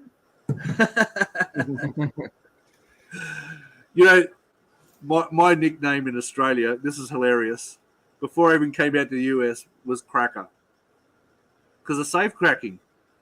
And I knew, as soon as I got to the US, that's not a good name to have. Dude, the US is so sensitive. Yeah, the US is so sensitive that whenever I'm in a class and someone says jig or ninja or cracker, I'll be like, what? And they're like, huh? And I'm like, oh. Yeah. So this basically, definition wise, I'm calling this like the leashy of manipulation. So this piece here fits onto the safe, and that this piece here fits onto the dial with adhesive, and it gives you a digital display on the back, and it's dividing each number by 10. Mm-hmm. And so this accessory here is displaying the same number that is on the sensor. But what this guy does, this actually creates the graph for you. Whoop. Oh shit! There we go. And you can select which wheel you want. So at the beginning of the main screen, we could go to settings. It asks you 4 basic questions. Set the number of active wheels. It's a 4-wheel or 3-wheel combination lock. Set the graph order. Some guys like manipulating forwards or backwards, is what I call it. I like going backwards, which is 0, 95, 90, 85. Some guys like manipulating the other way. Uh-huh. And then this can actually store your information. So if you're interrupted or you need to leave, you can then come back, and it'll just come back right at display all the things that where you left at. Now you don't need to have this. You can just have this and enable you to still run paper graphs and all that sort of thing. The original idea, because my eyesight's gone to shit, is the motivation for this one here. We also wanted to do an app, an Android app, but bloody Google changed some of the rules, and because we would have to provide updates several times a year, not just because of software, but also hardware compatible and backward compatible, it was going to cost us nearly 5 to 15 grand a year just to do updates. So I work with Jim. He's my electronics guy, and I'm the mechanical guy. So he does all the electronics. So we've got a dedicated receiver. We control this 100%. This is all ours. This is mine that I fit on. That I have. The real one is about a quarter of the thickness of this, but it's exactly the same. So that's a question. Yep. Is that 3D printed? This is, yes, but this is mine. But the real ones are nylon. They're all machined out of nylon. But that wasn't my question. My question is the graph that your accessory screen shows. Do you have one maybe that you've stored that you can pull up, or? Hang on, let me see. I would love to see the way it would display. Your Paul. What are they called? Gates? Fences? Yeah, the contacts. The gates. Yes. No, I haven't got one on here. So I should have just made one up. But it also allows you to do the left contact point or the right contact point. You can also, it tells you if you're pressing the wrong button, meaning now you should be pressing a number button, not the contact point.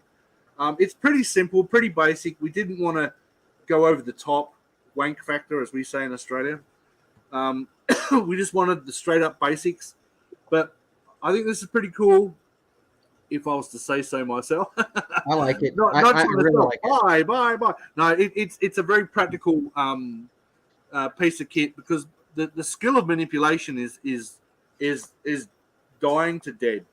A lot of guys want to know and want to learn, but as I said, this I believe is like the Leashy tool of manipulation. This will give you consistent, accurate readings of contact points every time, and I've gone to some crazy lengths to get this bearing right, so there's no resistance on here whatsoever. Does it have 1,000 teeth? It's actually an optical encoder. It's okay, an absolute optical encoder, and everything is and it's Bluetooth. Everything is all battery. Everything is all in here.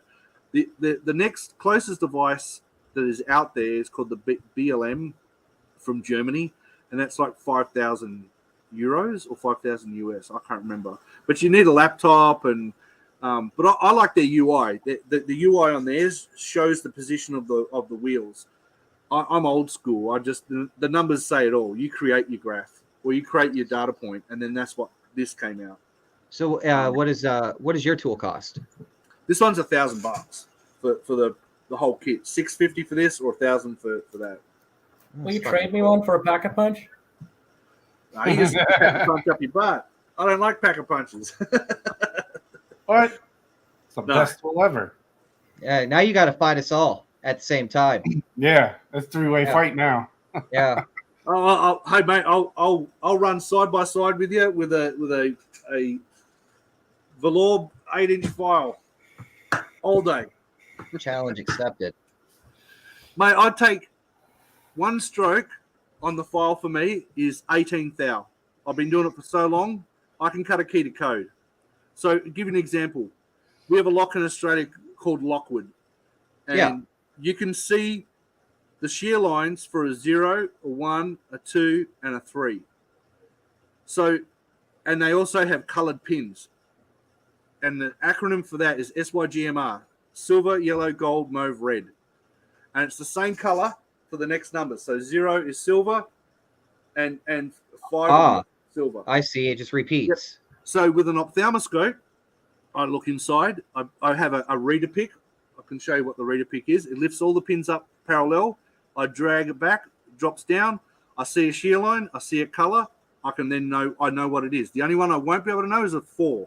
So I'll either cut it 4 or a 9. So I'll cut it to a 4 first, test the key. Doesn't work. I then cut it to a 9, clack, open. Oh, wow. I love it.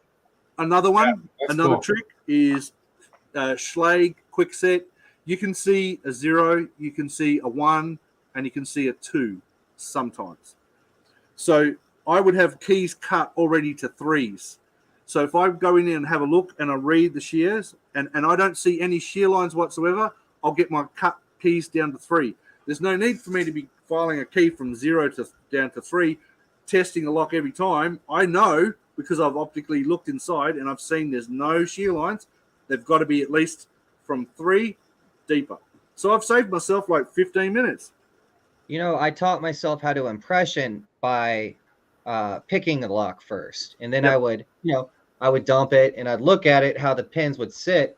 I know exactly what you're talking about because in a Yale bicentric lock, I was like, man, I can't mess this lock up. It's rare, it's valuable, but it's more valuable with keys. And so I saw like where a 0, 1, 2, 3, you can see it, the split in the pin stack, Yep.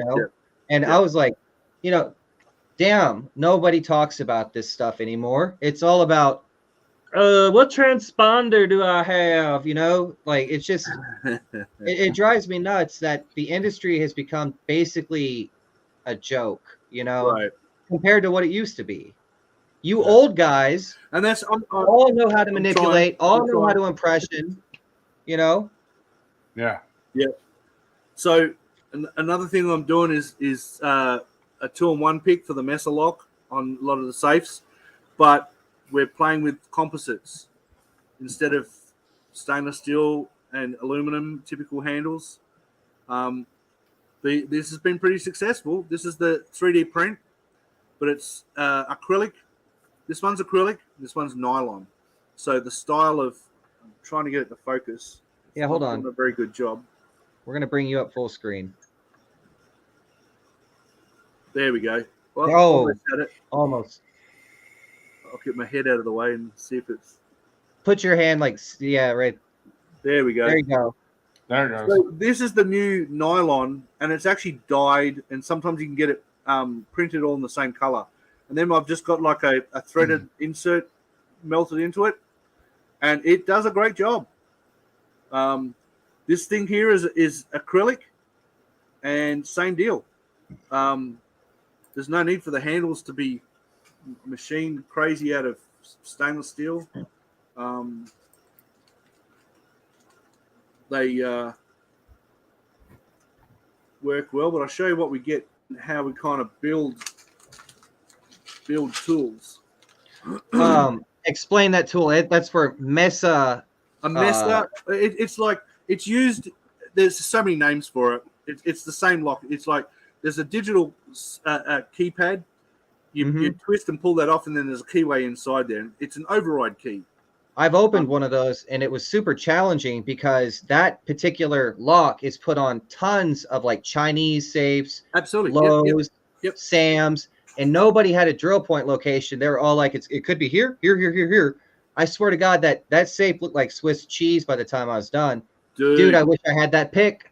I tell you what. Not just that. I mean, see, here's what a lot of people don't. Hang on, let me do this. Shit.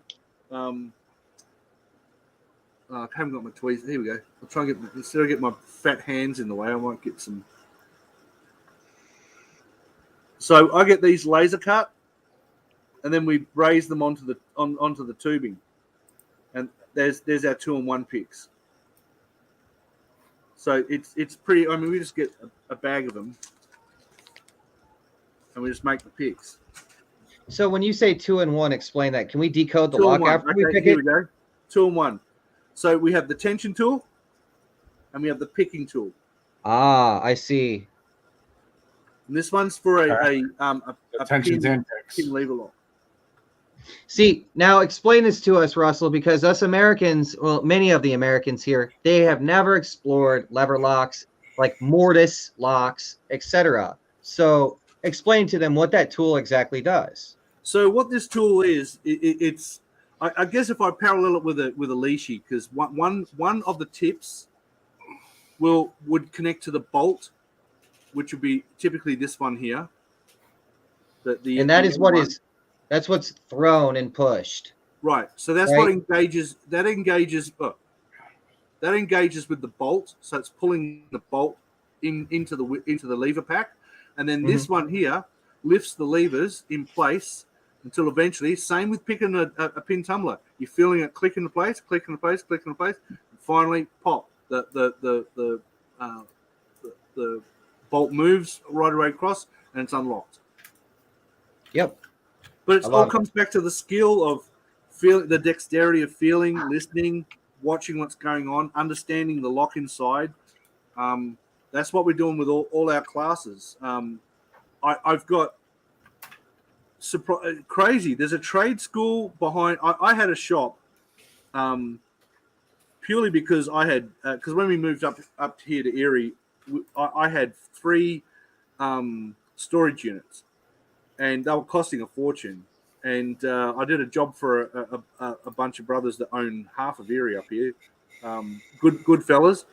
They offered me a shop for a quarter of the price, and I was just going to use it for storage. Basically, I was just by appointment only. People would come in, get keys cut. It was a great place to have. You know, they've gotten rid of it now, so I had to move out. But behind it is a trade school. It's been empty, and it is empty. They've got welding booths, 50 welding booths empty, lathes, mills, machines. So I've been trying to get with some of the associations to see if I can run classes out of it, but I'm not getting a lot of feedback. So, Well, I volunteer as tribute. If you need someone to help teach anything, let me know. I love to teach. Yeah, I mean it's across the whole gambit, mate. I mean, that's the thing. I mean, these private companies or the supply distributor companies, they're filling the gaps that the associations can't do, I think it's moronic that these associations haven't taken the opportunity to either make money, not just from membership, but create a better environment for membership. Also, force the hand of manufacturers, distributors to, I mean, like the Just Cars. Also, if that was all, I mean, Aloha is starting their vehicle one now, so that's going to be interesting. And I think they've actually planned it a little bit better than expected. But the problem is us as locksmiths, it only happens once a year. You know, the big Aloha show, the SAVTA show, it's once a year. So what are you gonna do? Sit on your ass for 11 months, waiting for things to happen, and then you know, back. If we could do these at least two times or 3 times a quarter, make it a continual training program where anyone can slot in at any time. Like even myself, I thought, hey, I'm going to go and do electronic engineering because I know enough to get myself in trouble, but I'm not qualified. So I looked into it, and they said, "Oh, you need to sign in for the full 18-month program of, you know." Shit, I didn't need to know, and I found out from a lot of other locksmiths. Same with the welding class. You know, guys just want to know how to weld a hole. Simple little things. You know, like this is what I want to know: how to use a welder. You know, it's Brian again. It is a trade, but it's not a trade. It's not a respected trade. Yeah. I mean, you can apprentice, but it's not like it's not like an indentureship like in other countries. But yeah, I mean, there's focused training. Example, and it's across the board. Removing EPROMs, soldering. Yeah, you could watch YouTubes out the ass until you actually physically get your hands on shit and do it. You're not going to learn.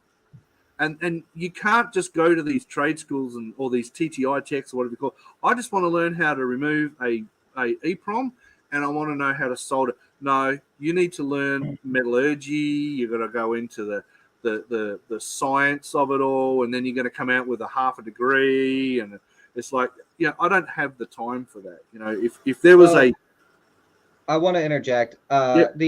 Locksmith Academy was built on the premise that there's no such thing as too much detail. And what I've learned is that people don't care. Right. They don't want the detail. They want the Right. easy answer. That Yep. 35-minute video that you've fucking sweated your ass off and died in the heat for, they want a 5-minute video, you Right. know? Yep. And so I think we need to talk about it more. I think this is a great step. I think it'll start at the conventions, you know, the grassroots kind of, you know, control. And I like your idea of a trade school. The only thing I can think that would potentially rival that is Lockmasters, right? Right. Right. Yeah. But you see, their classes are, they used to be very good, and I'm not trying to diss them because I think they're still good now, but they're very product orientated. They're very, you know, I have a 508, and if I bring it along, oh no, we're only going to show you how it's all done on a G2 or whatever other platform that they want to sell you. Yeah.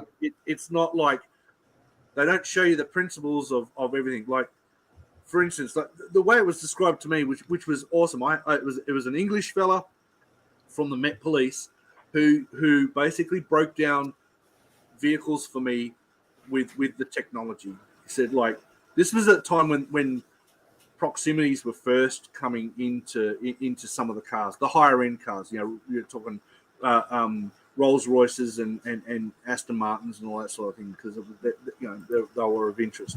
So, first of all, they're describing the EEPROM technology and how that fits into the car, but it was the remote control or the fob. So broke it down to 3 technologies. There's the chip that it needs to do the handshake. This is the remote control that unlocks and locks the door. And this is the 3rd technology that creates the environment when you go into the car. It's the PEPs. It's the proximity to make the acknowledgement. It still talks to the EEPROM. But this is the other technology. So there was no specific, you need this tool to do that. You need this tool to do this. It was just this is what it was. Laying bricks. Foundation. This is how shit works, because a lot of guys don't know how it works. Instance, another little tool I like using is an oscilloscope, a basic oscilloscope. This is a little 2-channel unit, because sometimes there's 2 sets of voltages. I'm not sure if I'm trying to get the glare off here. Little handheld unit, 2-channel. I've got the Go Diag breakout box for the OBD2. I've had problems where all of a sudden it's reading and it's not reading. It's reading and it's not reading. Or I'm halfway through a process and I think, I know it's right. I know this. So what I do get this for is to look at the CAN bus to see if it's a nice, even, smooth, because sometimes BMWs especially or whatever, it'll be going beep, flat line, beep, or it just looks like shit all over the screen. Well, that's not going to work, is it? We're not going to go any further from here. I don't fix cars. I don't want to fix cars. I don't really want to do diagnostics, but for the customer, I'll do diagnostics for me to find out why my shit's not working or why I can't program the key. That other problem it's for them to fix. But there's fellas and locksmiths out there that are doing the diagnostics and want to do the diagnostics. It can be I believe that's another substream of locksmithing, especially with the tooling that's out there now. The 608 that does more diagnostics than the 508. It's getting there. Yeah, but I mean, that's a lot of where this. If you're going to call yourself an automotive guy, an automotive locksmith, that's kind of where you need to move if you want to stay relevant and continue to make money and be better than your competitors and be better than the, scammers down the road that bought fucking KM100 on Amazon and they're out making keys for, $60 a pop. You know, oh, I'm a smart key. Okay, it cost me $20. I'll make $40. We're good. You know, they're out there doing that kind of shit. But Yeah. you're going to come across the car that doesn't program, and they're not going to know why. And then the guy who is only an automotive locksmith, he's going to come out there, figure out why, solve the problem, and program the key. So he's going to get paid 3 times. He's going to get paid to diagnose it, paid to fix it, paid to make the key that the customer originally wanted anyway. Right. I mean, it's the same with safes. I mean, it's all the scale of economics apply to everything. You know, like for some reason, I don't understand. It's obviously it's the gun thing.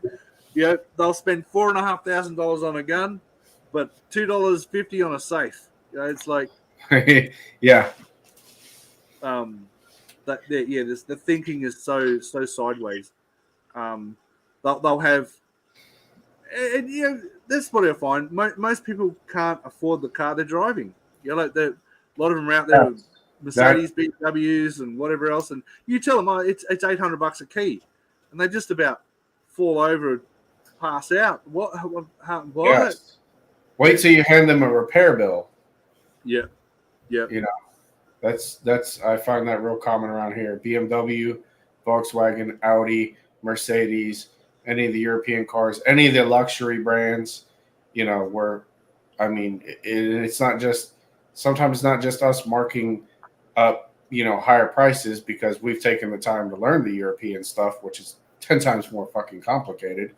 Sometimes it's just straight up, you're paying that Mercedes tax. This part can only come from Mercedes. And even if I don't mark up the cost that it cost me to get the part, you're still paying this amount of money. And it's just flat out of their budget because, you know, Joe Smo at the fucking dealership down there bought the Mercedes for $2,000 at auction, sold it to him for $10,000. And they thought, well, I got a $10,000 Mercedes and they got a $900 a month car payment, buy here, pay here, and can't afford it. Right. So, I mean, it's so common. So common here. Getting back to what you said, Jareth, the training has changed so much. When I first got over here and started training, it was not uncommon to be able to have a customer, admittedly they were government, for 2 weeks. You know, that was a basic, very simple course. If we were doing anything complicated, you'd be looking at anywhere 6 weeks or so. Those days are gone a long time ago. You are lucky to keep people for 5 days.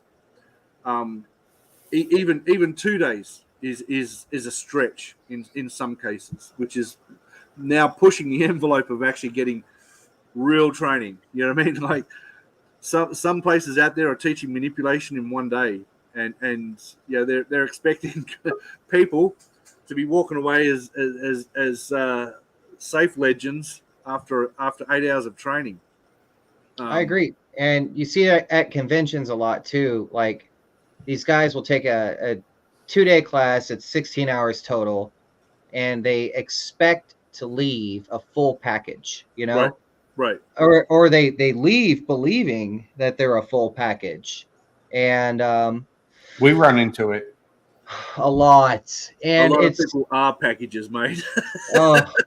we run into it. We teach a 2-day class, and you know, after 2 days of teaching people who have never cut a key, never picked up a leashy, they're in our class cutting keys to locks that they picked, and then we move on to the next segment, and then once the class is over, they're like, whoa, I mean, we didn't cover this, and this. Like, I mean, what do you want? It's a beginner's class. You're only going to learn so much in 2 days. Exactly. You got a good foundation to build from. Right. I had the same issue in SAVTA. Unfortunately, it was an administrative lookover, but a lot of the people were in our advanced manipulation course that hadn't even done a manipulation.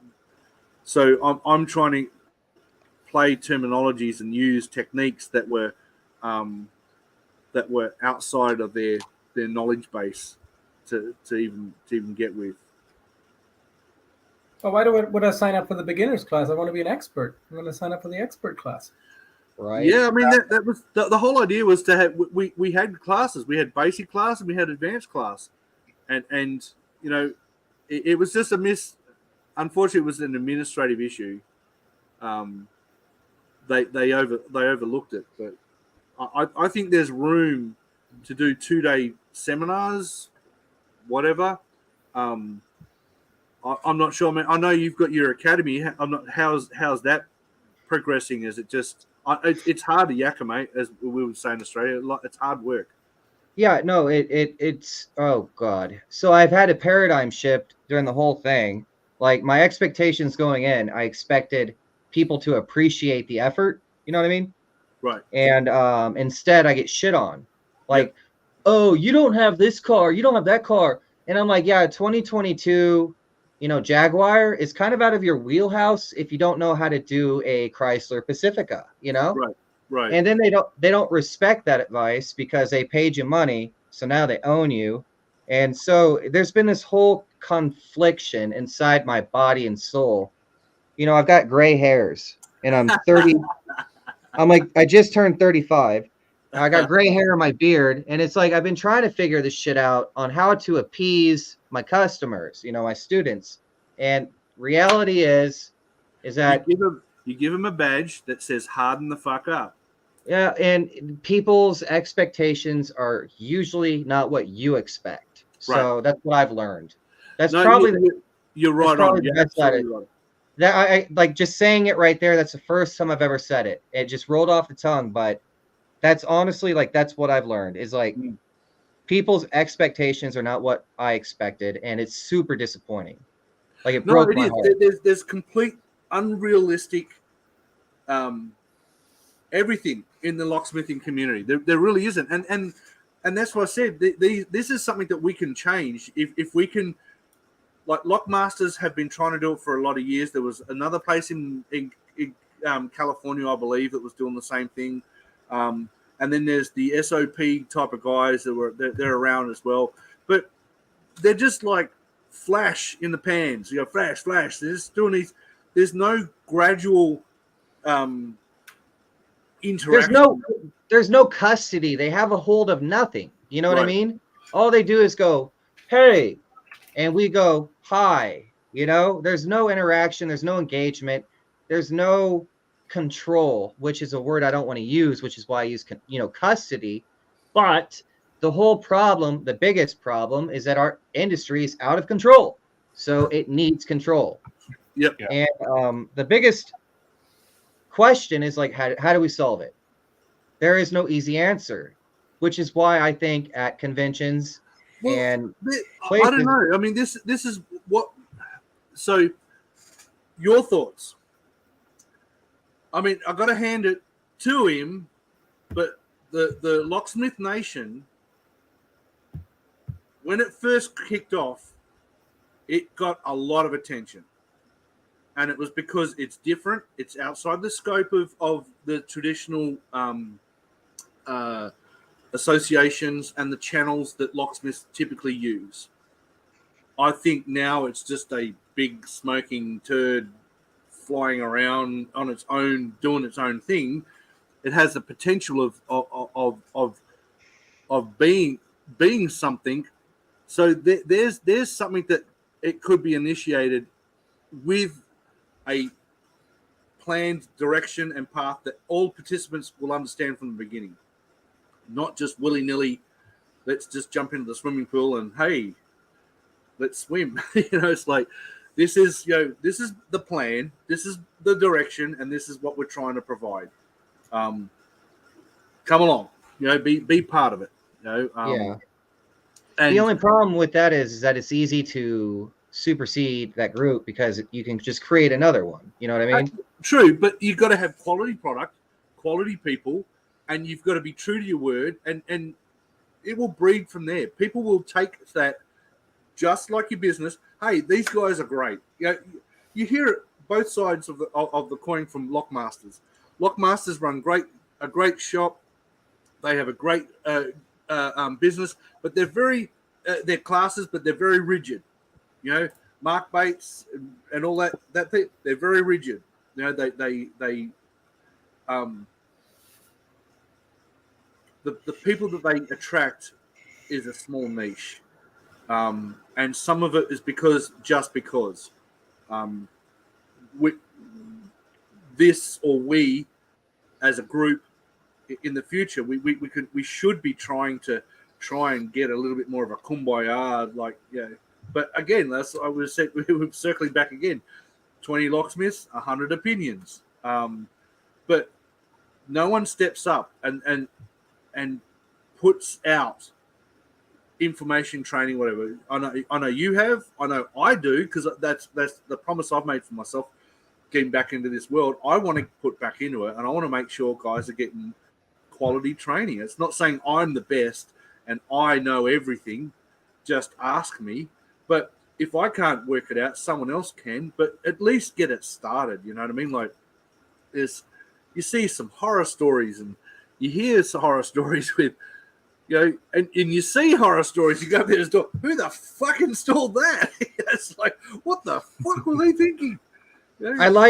I like your idea on how you mentioned, believe it's in Australia, that they would mark locks that pass a certain standard, right?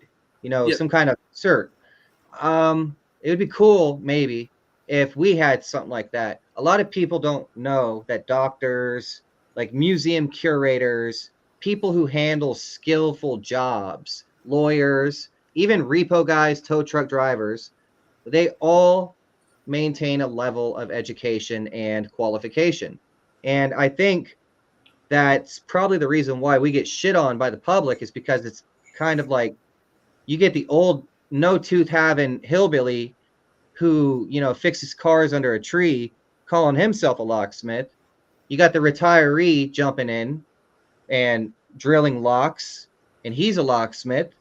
You got the tow truck driver breaking people's fucking doors and scratching their paint. He's a locksmith. And then you have me picking open a car with a leashy and like 10 seconds flat, and I'm a locksmith. And they don't see the difference. You know what I mean? It's like the public has no, I guess they have no way of really determining what skill looks like, because we don't really talk about it. But the thing is, they've never grown up with it. Everyone's grown up with an electrician. Everyone's grown up with a plumber. Everyone's grown up with a lawyer. Everyone can tell a story. Like, lawyers, that cost too much money. Therapy, that costs too much money. Electricians, oh yeah, they're expensive. Yeah, locksmiths, yeah, what the fuck do they do? That's a good point. Yeah, and we live in now in the digital era. I think we can really change that, you know, just by, I don't know, an open exchange of information. I think there needs to be a more talk between the lock shop and the customer, you know. So that engagement really in those other industries is done through associations. So either, you know, like, I mean, I've even given a timeline to a lower, not that I'm the big wrath of fucking nothing for him, but for me personally, my invested time with a lower is going to be a short one if they don't make significant effort to try and do something. And that seems to be a running theme lately. Well, it is. I mean, so the story is you can either put up or shut up, you know, and like I've tried. I've thrown my head in now for 2 times. Same with SAFTA. I'll try again. The only other thing would be is to start like a focused or a very particular a new association of some sort, you know, that is just focused on training. I think that's what the SOP was. I think, is it SOP or the SOPL? SOPL?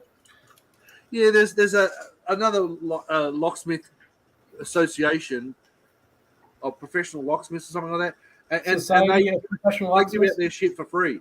They give all their training out online. So, you know, your serial killer in prison can actually take a course on how to open up his ex-wife's fucking door. Right? Yeah. That's, you know, but, you know, you're onto something there. You know, maybe a whole new association to start with. You know, maybe you can kick that off for us. It's going to have to happen because, you know, the US. You know, I like your idea, and like you make a really good point about the whole bar association thing. Like, it's the bar association is not the government, but the government does require that you pass a bar association test to become a lawyer. And that's actually a really good point. And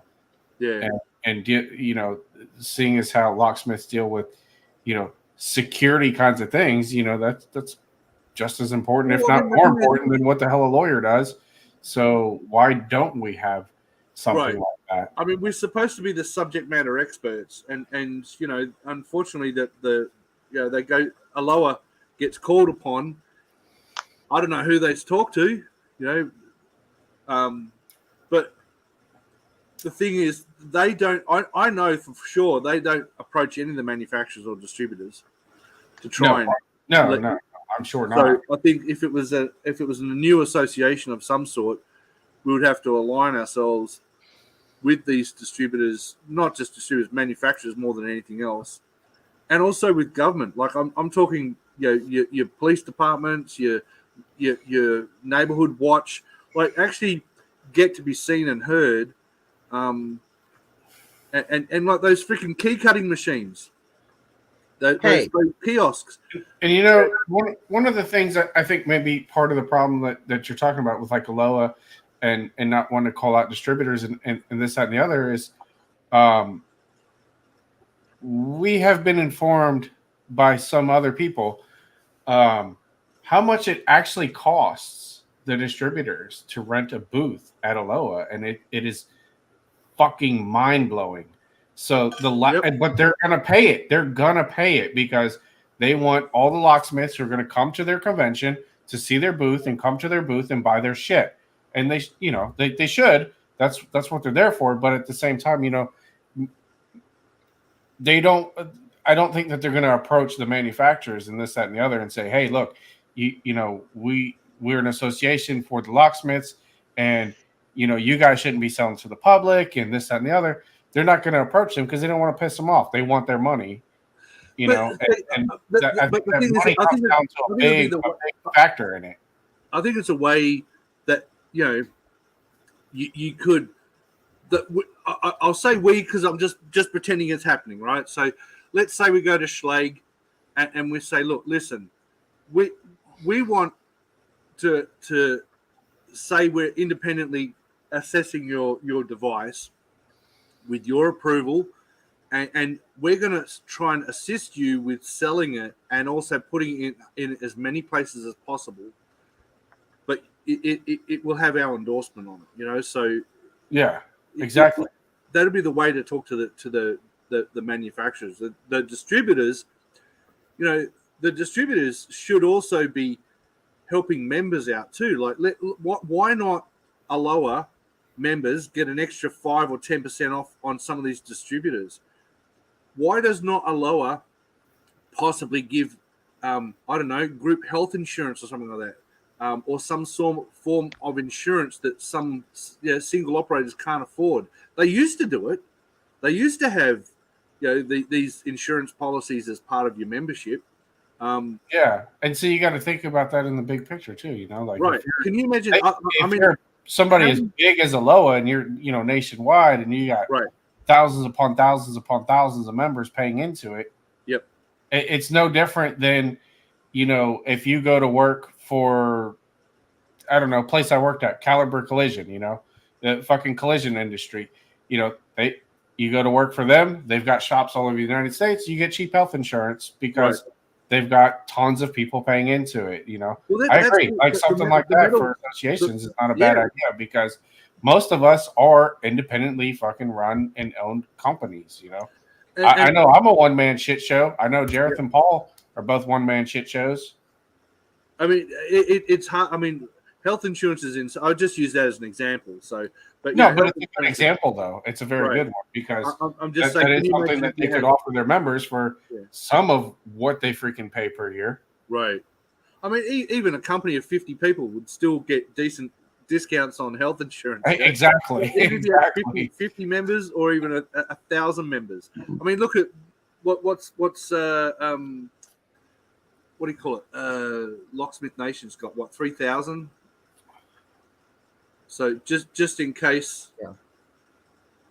I mean, imagine having 3,000 members Yeah. Go to some health insurance place, and so who is that? Sorry, it looks like TLA. Anna, yeah, TLA, Texas Locksmith Association. Well, there you go. That's awesome. Yes, So we're all three it's members, done. and Right. you should become a member too. Yeah. None of us live in Texas, and we're members. Oh, really? Yep. Huh. Russell, you actually earlier received an invite from the second. Actually, I think that's the second vice president of the TLA that invited you to join and share your ideas. We're pulling up on 2 hours and 15 minutes. So. Oh shit! I'm sorry. I've kind of. No. That's totally fine. What I want to do is I want to open it up to anybody who wants to join. If anybody wants to join the podcast and maybe get your ideas in, maybe talk a little bit with us and be heard, feel free. But we're going to continue on course. I think we're on a hell of a discussion here where how do we fix the problems, man? You know what I mean? Like it just is I think it's impossible, to be completely honest. It would be almost like starting gun control in the US. It's gone, but I believe, especially for us as a trade, but we need to be the people of the Judean front. You know, it's like we need to be all under the same. We have to have the same end goal. You know, I mean, I know there's political, there's bloody, there's all sorts going on. You just need to stamp on those. We need the same motivation, like Right. to align, the effort to carry our banner forward, So the thing is, you want people to become, I want to be a locksmith. Fuck yeah, that's what I want. You know, like, and you want that same reaction, wanting to be members of your association. You want it to be an exclusive club that that people will want to do that, and if it could be proven that you are providing quality training, people are actually walking out the door being able to do shit that no one else has been able to do, or they are 100% better than what they were before, or confident, which is when I do my lever lock picking classes and lever lock classes, I basically just tell people, I just want you guys to be more confident dealing with a lever lock, not just looking at a hole in the safe going, holy fuck, it's a lever lock. I'm walking out. You need to go somewhere else and get someone else to do this. I just want them to be a little bit more confident in being able to identify what it is, what they're actually going to be working up against, and possibly come up with an attack plan, and not just be afraid of it. So same thing with locksmithing, I bet you there's no doubt, as soon as you mention e-promming, guys will bloody lose their pants. Oh my God, e-promming. I just like pressing buttons on the screen and getting a result. Yeah. I can't build through the OBD2. I actually find it's the opposite. Most of what it is. I find it's the opposite, where the auto guys want to jump into that before they even know what it is, and then they go and brick a car because they don't understand that there are rules to the science. You know what I mean? They right. I want, and they do, and then they fuck it up, and I see it a lot. So, mate, you said on the forum straight away, hey, yeah. I'm in front of this 2016 Volvo S40. Can someone help me? It's like, really? A customer's car? You're going to ask for help on a customer's car that you haven't done before? You waited until you got to the car to figure out what you're working with? Right. You didn't do the research before you got there? Real quick, we got two people that are going to join us real quick for our open forum segment of this podcast. It's going to be the first time I've thrown this many people in. So if your internet sucks, your audio sucks, or if you suck, you're gone. And that's the only warning you get. Pew, pew. This is Alejandro. Hello. How's it going? Pretty good. I like your deep voice. And then we've got Kim. with the Jim. Texas Locksmiths Association. Wait a minute. Jim, Wait I a got my minute. card in the mail. If I suck, you're throwing me out. Wait a minute. We have to have a talk. We I know like you don't the way I like the way you suck. So Yeah. Well, I was going to apologize for my language, but I don't need to now. That's okay, Rule hon. number You can one of just knowing keep you. talking. We love the sound of your voice. We need to put Well, you on rule an number one- infomercial. Oh, really? yeah. Mm-hmm. Say rule number one of interacting with me and Eric is we are not speakerphone safe. So always carry that in the brain when you're talking to us. Kim, what's up? You wanted to You're not public speaking safe. No, I'm not. No, not at all. That's why we have Paul. That's why we keep Paul. That's right. Yeah, Paul never And shut bless up. his heart, we love him. I'm just too polite. So Alejandro, you're a newbie, right? Relatively, yeah. I got 6 years in the industry. But by So myself, 7 years. So are you licensed? Florida, there's no licensing. The only licensing in Florida is over in Hillsborough County, out in Tampa. Okay. And so Like when Wesley you Chapel area, right? Yeah, exactly. when you started your business, did you go through an apprenticeship or anything like that, or did you just kind of hit the ground running? How did you start? Well, so my story is very very unique in the sense of I have a digital background. I'm a graphic designer, animator, 3D modeler, 3D printer. I make websites. So that's my background. In my late 30s, excuse me, my late 20s is when I started locksmithing.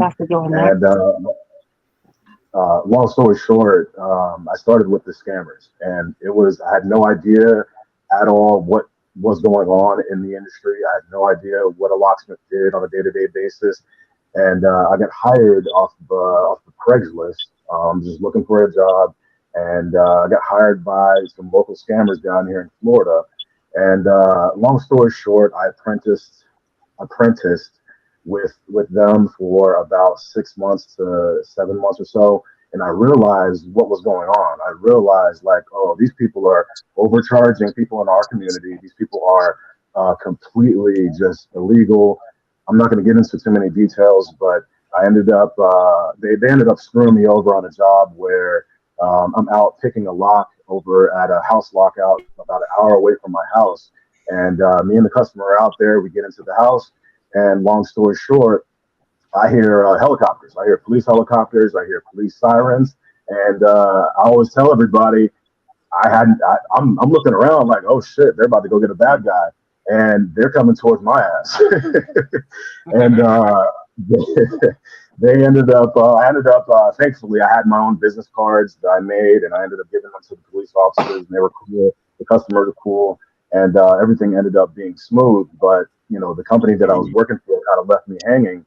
And that was the last straw where I was just like, I got to get out of here, start my own thing, and do my own thing. And I got a lot of horror stories working with them. But I started my own business about 6 years ago by myself, and after being thrown in the fire with the scammers. And these are guys that are literally, when I became a locksmith, I got obsessed with it. I literally, I'm a digital guy, so I'm a computer person. So I got Let me jump in. So real quick, that's a common trend I see, is that the scammers are often the gatekeepers for the new guys. Russell, have you seen anything like that? Like where I've had many people who in confidence will reach out to me and be like, yo, Jareth, I used to work for the scammers, but don't tell nobody. Like that seems to be a really prevalent problem where those companies, they get people to go do the bad work for them, and that's the birth of a locksmith. You know what I mean? Yeah. But put it this way. I realized it's not true locksmithing when I'm trying to pick a lock on a door and I'm telling my supervisor at the time, hey, I'm trying to pick this lock, blah, blah, blah, blah, blah. Oh, we don't pay you to pick locks. Throw that lock out and go on to the next customer. When I was working with them, My phone was ringing nonstop. I damn near slept in my car my first year working. So How much by like money?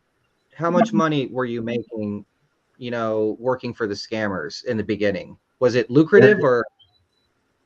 it was lucrative. It was very lucrative until I realized what was going on in the sense of I'm using my own vehicle. I'm using my own resources. I'm on call literally 24/7, and it was lucrative at first, but only at first. After a while, I started realizing the trick that they have, where they have a bunch of texts, and they get them to the point where they owe money to the company. You know, and it's a mess. And like Mr. Russell was saying earlier, as far as don't drill it, yeah. And nowadays it's me and my brother. We don't drill locks. We pick all our locks. That's just how we operate. It just makes no sense to do that. And it's just the way they teach people and the way they do things, it's bad, man. It's really bad. And the president of the Texas Locksmith Association, you had her on a couple episodes ago, and I told you, Jared, she fired me up, man. She fired me up in the sense of, I'm trying to do I'm trying to do what I can down here. Until, Guys, look, all of us might have different opinions on how to get this done. Like I told you, TriFlow, Dini, we can argue all day long WD-40, but when the nuts and bolts of what we do come in, we need to gather together because there's a lot of things we agree on. That we are being used for a scammer entrance into this business. You would never see this in electricians and plumbers. And when you do, they come down on those guys so hard that they are no longer practicing. But no, we turn a blind eye. What's happening, and the police look at us like we're bad guys. I wonder why they do when we're born, a lot of us, of scammers. When you're charging a mother and a baby stuck at Walmart at 9 o'clock at night, $3,000 for a TRD7 key, $3,000. We need to have some kind of this is a scammer. He didn't even have a license. We need to have some kind of legislation that makes us credible. The electricians have it. The current legislation doesn't do that. We don't have anything. We do not have anything helping us. And until we stand together, we don't have a voice. Well, let me butt in. Let me butt in real quick. So the biggest thing with the scammers that we as locksmiths, as legit locksmiths, have to face is the fact that I can type in on Google right now, locksmith near me, and what pops up? A ton of scammers above my company that's locally listed. That's it's the Google ad, it's the key me situation, it's all that right there, where these guys have thousands and thousands of dollars that they're putting in a Google Ads account budget for every day, like every single day. They don't have that's why they're charging so much, and that's why they don't have a problem, missing out on jobs and all that, because they're putting so much money into Google's pockets, and that's in my opinion the crux of the issue. Because, like I said, I have a background in web design and marketing and SEO and pay-per-click advertising, and so I'm really in depth with that, and that's a huge problem right now, man. Well, that's just the war machine. That's a genius business model that they've done, and they've got money that backed it up. So I really think that to compete with their big money, we got to use our big brains and inundate people with information. Like how do we combat Tom's keys? Well, we screenshot the motherfucker when he's asking advice in our groups. You know what I mean? And we show people that he's not an expert. Well, I think also we should also, I know it's going to be almost impossible, but as a whole group, approach Google and kick them in the balls. Tell them that, hey, listen, this is the bullshit you're putting on your search engine, and your customers are getting screwed by these people. And you need to qualify.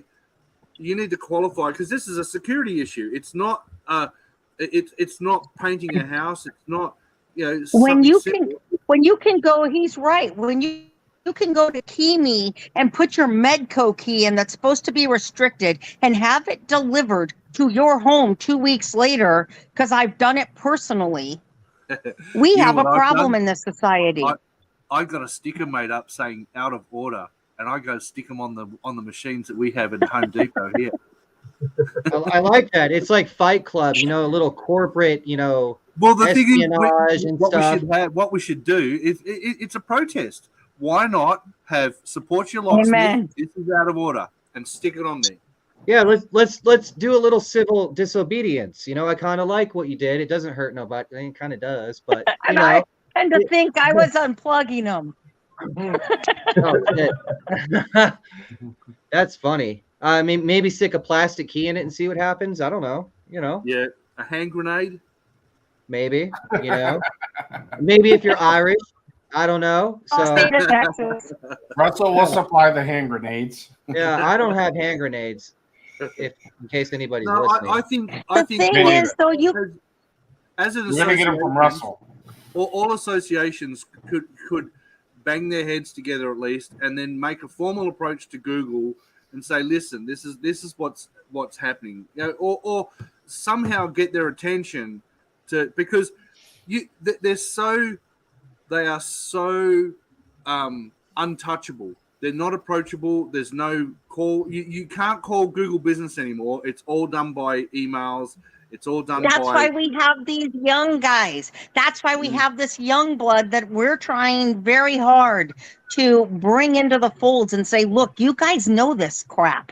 I'm old. I'm not going to know this. I can barely get my website. It's still But business. you guys, It's still business practice. It's the way things move. It's like the Me Too movements. A lot of these things are all made up of bullshit. But if we do the Key 2 movement, we can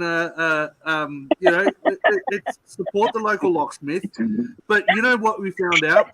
Those machines were funded by an ex-Google executive who's got a big checkbook, and he's writing the checks. Because how is it that when I had my shop, I had to get a postcard with a number, I had to send photographs of my utility bills, I had to send photographs of me standing in front of my own shop doing a selfie, I had to do all this bullshit. I doubt that machine did any of that. I had to do a fucking video call with Google when I got on there. Yep. And that damn machine. They wanted to see all my inventory, everything. Google search. No, you guys, that Guidelines specifically that- forbid those. What were we saying, Paul? The Google guidelines specifically forbid unmanned kiosks to be listed as locksmith services. Absolutely. You have to have a But they're on place there. of business where people can come to you. But what they've done is they've put a phone number on there now, saying advertising as a locksmith service. So that's their workaround.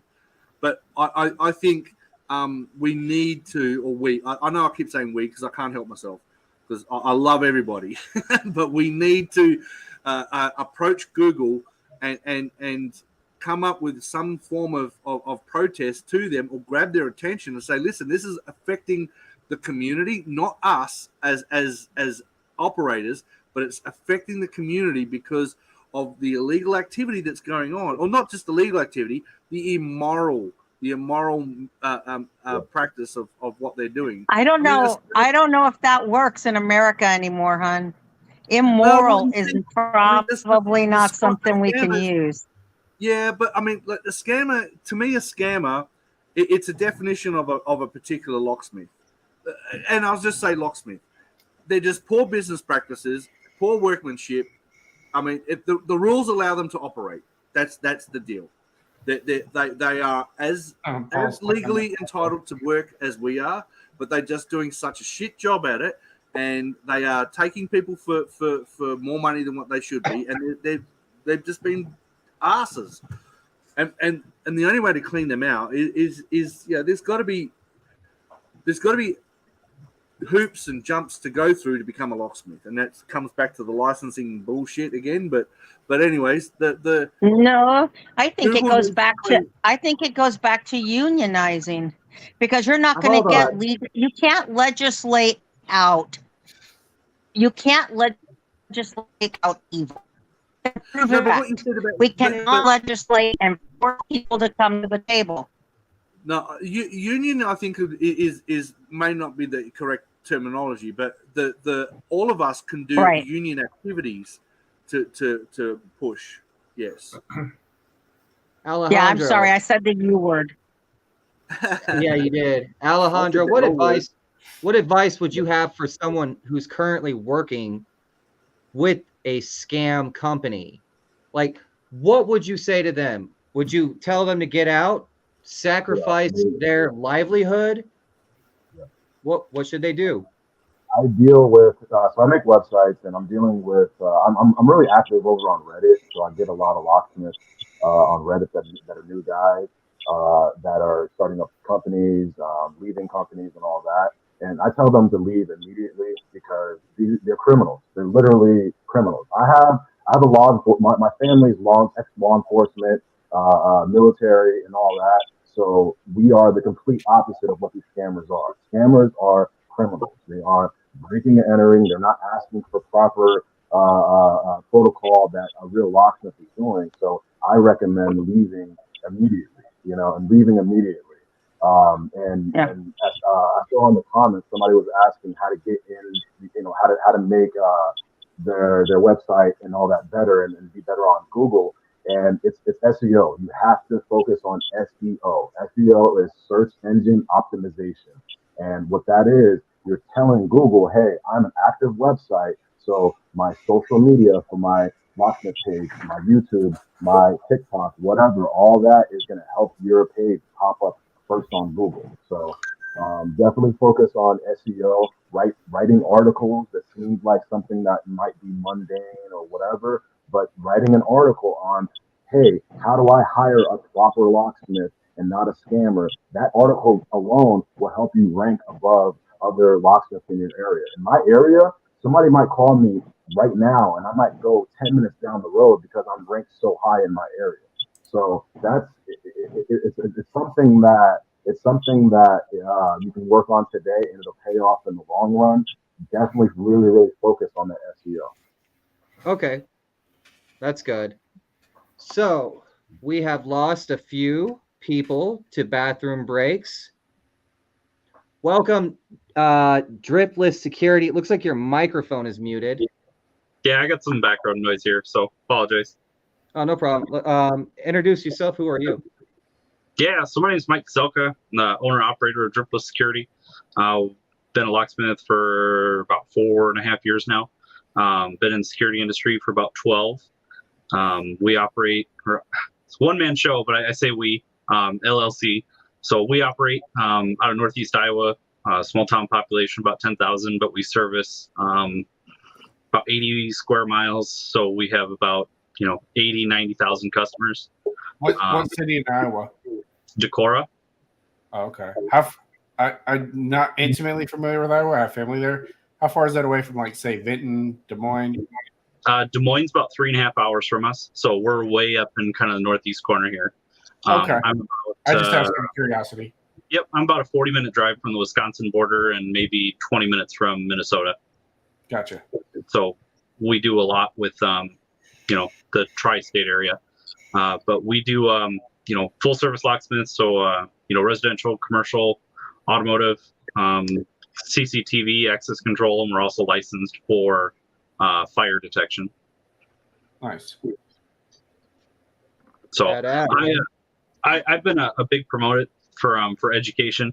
I'm in a very small area, and for me to go out and obtain education, it's been a very expensive journey. Russell's been a huge mentor of mine. If you run into something, he's usually the first one I call, just with the experience that you find out there. So, I've attended Just Cars, IML Expos down in Kansas City. I've put many thousands of dollars into education and travel and expense just to make sure that, every experience that we provide to our customers isn't a guessing game when we show up to the door. or to the car, or to the safe, or anything like that. It's always an educated experience rather than just, hey, I don't really know what I'm doing, but I'm just going to grab the drill first and kind of hope for the best. Well, since I don't know you and I like what you're saying, what defines a locksmith to you? So I put on a presentation for my local Rotary Club.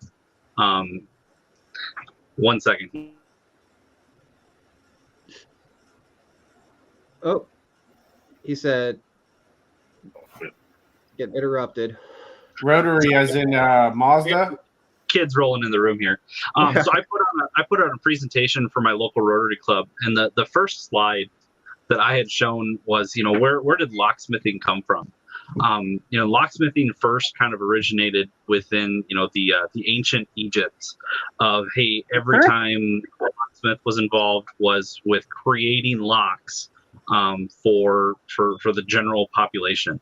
And when I asked the group of 30 people that I presented in front of, I said, what is a locksmith and what do they do? And everybody in the room said, they get you into your car when you get yourself locked out. Like that is the epitome of what I'm trying to defeat in this town of, the previous locksmith here in this town won't touch a car after 2010. He won't touch a safe. And education is something that, is denounced, is little to him because, hey, he's been doing it for 30 years. Why should I continue to educate myself? So on the next few slides, it says, hey, locksmith, we kind of fall under this umbrella of, low voltage technician, a therapist some days, clergy other days. There's a lot that falls within our scope of practice. And we've had far and few discussions of, what is a locksmith in our weekly Saturday meetings. And I don't really have a good answer. Because anybody can go out and buy a number 2 Phillips screwdriver at Home Depot and call themselves a locksmith. So if we go with the true definition of what is a locksmith, it was the one who creates locks, and I don't think that fits that definition anymore.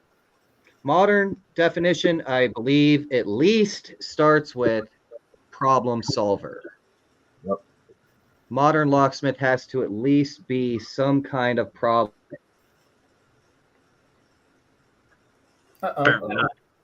Jared said his junk ass internet. He ain't pay the bill again. Well, he's gonna solve that problem. Yeah. He's gonna text me in about 5 minutes. I think what he's going with needs is opening. We open it. solve problems, or So I apologize about not knowing what you guys do for the Texas Locksmiths Association. Do you have training programs? Do you have Yes, we do. A trade show and all that sort of thing? Yes. Yeah. Yes. Go ahead, Kim. Tell them about it. Absolutely, we do. We do road shows up to 4 times a year to make sure that everyone in the state of Texas has ample opportunity to training. We do a very large convention. Jareth and all the guys know it because they've been there. We do a lot. Dave McComie's teaching this year. He's teaching a 2-day safe penetration class for beginners all the way up to the experienced. Wow. We're selling out of seats quick for that class. We train also in leashy, door closing, aluminum storefronts, automotive, residential. We also have a Home Depot class because a lot of the people work for a third party called True Source. They're hosting DTechs to come in and train on their technicians on how to open and door closes. We do a lot of institutional work on master keying. DTechs, they should be working at NASA. If it takes a key, we're teaching you how to use it. If it should be locked, we're teaching you how to make it locked. If it should be opened, we're teaching you how to open it. Our job is to ensure that you know your job and you're able to go out there and produce a lifestyle and a life that you can afford to live. Now, I'm not saying you're going to get rich being a locksmith, but I am saying that we're not I at least don't want to go behind you and clean up your mess. Okay, when Right. you're installing a door closer and you're putting it on the outside of the door, we're going to have a conversation. Okay, and don't let me catch you using red Loctite. No, it's just. I mean, I do a lot of training. I mean, I've done training at SAVTA and Aloas and GPLA and Polar and all those other associations. But there's more associations out there than trying to keep up. Okay, but you haven't been to the best one. Okay, forget everyone else. We have people from all She's over right. the country joining TLA. All over the country. We have people from out of the country trying to come in and join. It's not because I'm bragging, because Texas is great. You know what? We love what we do, and my heart's in it. I've been a locksmith. My kids are locksmiths. Okay, this is something that I have locksmith sheets on my bed. Okay, I have little key sheets that you could probably like have to give the ALOA identification course for. I live, I breathe, I work it. Everything I do, my hobbies all include locksmithing. So it's something I'm totally passionate about. I love locksmiths as a whole. They're not traditional. They don't think like electricians and plumbers and business. Well, we need to talk about them not thinking like businessmen. I do need to work on that side of you guys. You know, Yeah, but on right. the other hand, Ryan's right. but on the This other is the hand, one to expand nationwide. Yeah, the exactly. That's what ingenuity. you go like actually funny enough, it's my brother who's also a locksmith in Australia is watching this live. He just mentioned you guys should be the National Locksmith Association then. I'm Yeah, working yeah. on that. Hey, Texas is right in the middle. I'm stepping on toes as we go. There's a lot of Oh. people that don't like what I stand for. But hon, Let him go. What? I believe Kim, in you're- it so much. Kim, I think you need to connect to your Wi-Fi router. No, and I'm on a cell phone. Yeah, connect to your. I'm in the to your middle of Wi- nowhere on a cell phone. No, I cannot. Just turns out.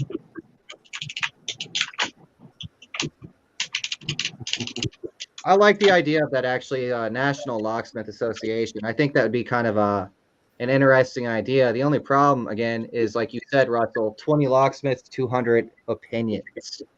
Yeah, but I think we, you know, as I said, if it happens, it should be laid out that this is what the mission is. You know, like a mission statement that everyone's going to agree to, and I know there'll be silky complaints but I don't know. I think a lot of people are sick and tired of what's happening now. So I think there's every chance. I mean, if it's a quality place where people want to be at, then I think it will get sorted. But you just need to light the fuse. Just light that fuse. Get it started. I'm pretty ready, honestly. I'm ready to upgrade the industry standard. I'm ready to start earning a little bit more respect. I'm ready to have a backing protecting me from the customer saying I'm not worth $250. It drives me nuts. It's a Mercedes-Benz. Your oil change is $250. How come I deserve so much less? Right. It's because you're right. I mean, it's the recognition of the trade. It's non-existent. We are less than the utilities. We're not even a utility. It's like, yeah. Well, we're rolling up on 3 hours of this, and we're approaching midnight. Any future plans from anybody? I'm going to be in Orlando next week at Aloha, and it's going to be my first Aloha show. I'm not teaching any classes. I'm only tending a booth, but I plan on doing a whole lot of recon to see what it's all about. Thereafter, I will be at the IAAL in Kansas City, Missouri in September, and then also at the TLA in October in Austin, Texas. Is this a booth you're having, you say? Yeah.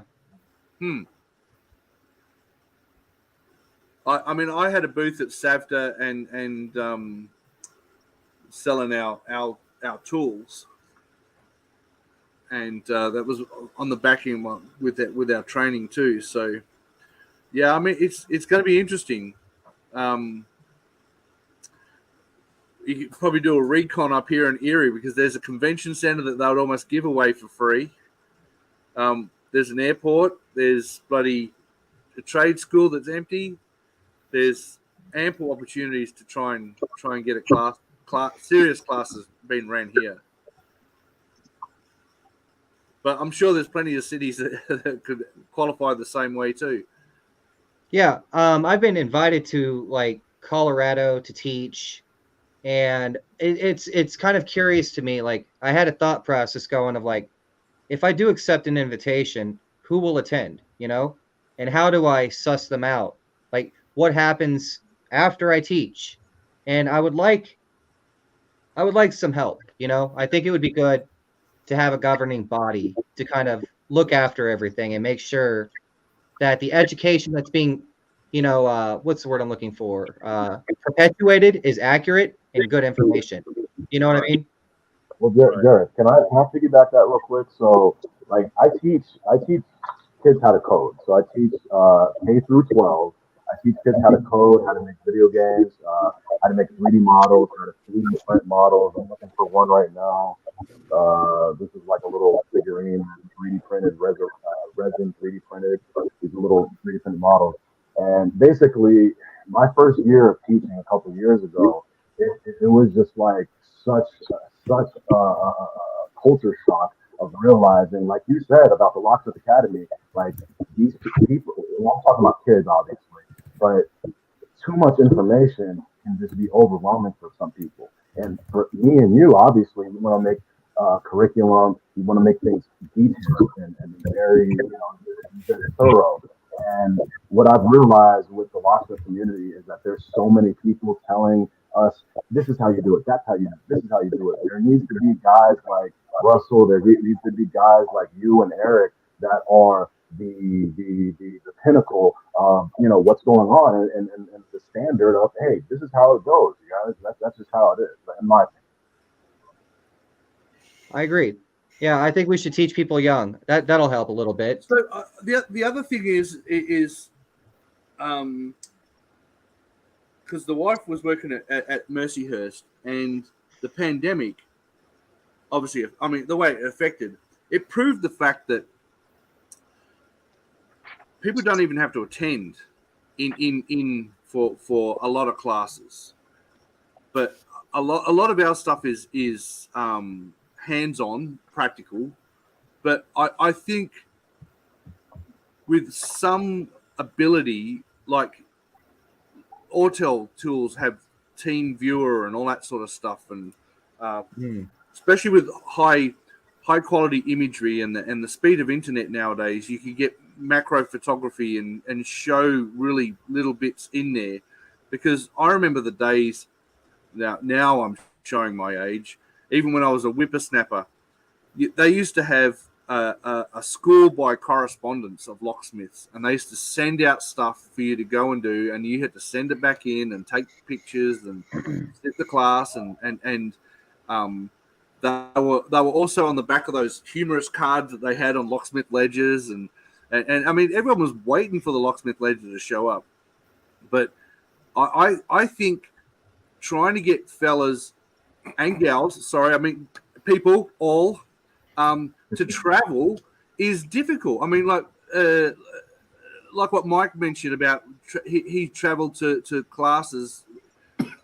You're only going to get 2 days out of anybody, especially if a business owner. And I think the majority of locksmithing in the United States are single operators, all like ourselves. Yeah. And to have somebody leave their place of operation for more than 2 days is a financial issue. Business, it's hard. It's hard. Yeah. So maybe leading.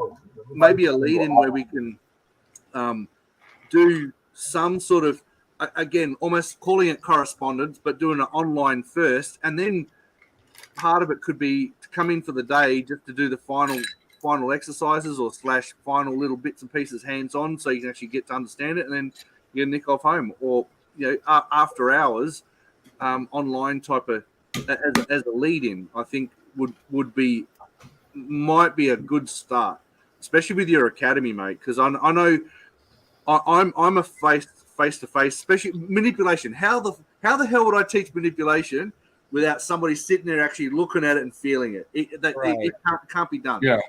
A lot of stuff like leading up to programming, understanding. I see how he's got his stuff there.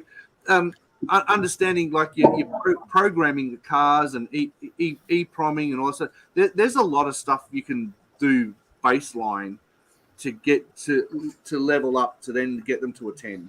Because I want to jump in.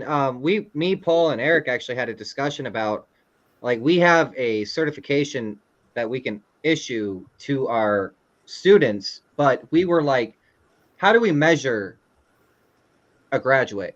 How do we measure someone who, like, where's that line?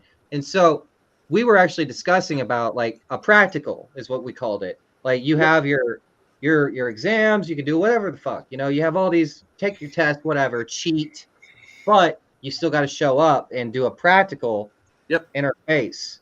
And that's the only way. That's what we would call a practice. In the government terminology, the practice. A practical exam. Yep. Practical exercise / exam, all of the above. But I mean, even Master King, that was the. I don't want to light up another fuse and bomb, but even Master King, I see people fighting on forums as to what software they're going to use for Master King. I mean, you got to understand Master King to start with. So nobody does Master King. I had to do a course for it at GPLA because they said, does we need people to show this? And I said, well, why don't you have one? And we don't do it. So we ended up doing a Master King course for 2 days, and it was full. That can be done online. But they can hand in cylinders that have been keyed properly, cut and like the Chubb exam. I had to send a key that works a lock, and I had to send a lock that worked a key. So there's those aspects that can be applied to your Locksmith Academy. But you're right. You need to qualify. You need to qualify their capability, because that's purely what testing is about. It'd be like driving a car or going for a test on a PlayStation only. Yeah, no shit. Yeah, I mean, it wouldn't be very. I can get away from the cops in GTA. I can drive. I'll whoop anyone's ass. So, Russell, anything coming up in the future for you, education-wise? I am throwing it out there. I've got Polar and GPLA. Yankee kind of changed their way. They wanted to do something different. That's another big show. But future-wise, no. My thought is I'm going to try and, I don't know, maybe we should bang heads, because I don't want to be in competition. Because I'm trying to. I know I've got a lot of guys here in Ohio and New York, safe guys that want to get manipulation training, because there's not enough of it out there. Even just basic safe work. But I'm going to try and see if I can get this trade school here occupied by us every now and then.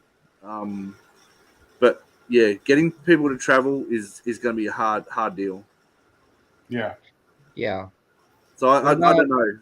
I think the formula needs to be, even as instructors for traveling, can be difficult. So, I mean, I can tell you, I lose more money than I make.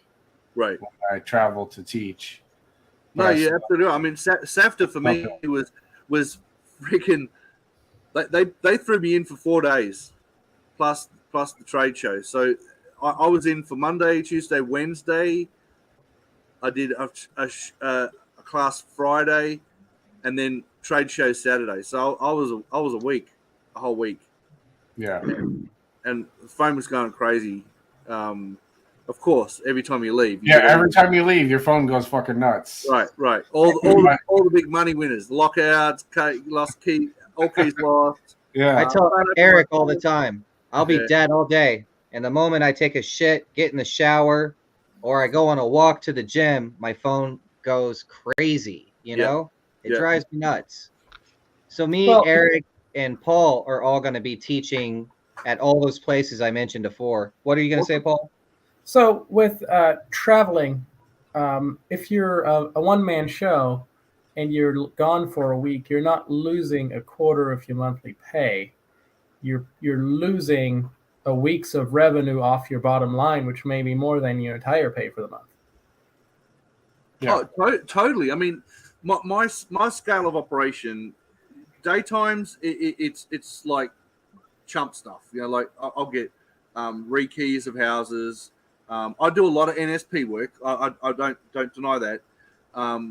But it's almost like clockwork. At 5:33 in the afternoon, it's all keys lost, lockouts, and it doesn't Every stop for freaking about day. 1 minute. Every freaking time. Yeah. So Jared, I'm curious, why don't you bring on some type of entry level employee that can help out while you're on the road? And I bring that up because when I went to my first Aloha back in 2019, yeah, I had my brother working for me. My brother, he's a very basic locksmith. He can only do some basic level stuff. But I was able to go to Vegas with my wife and go to Aloha, and he's back in Florida making money for the company. He's making money for me, making money for himself.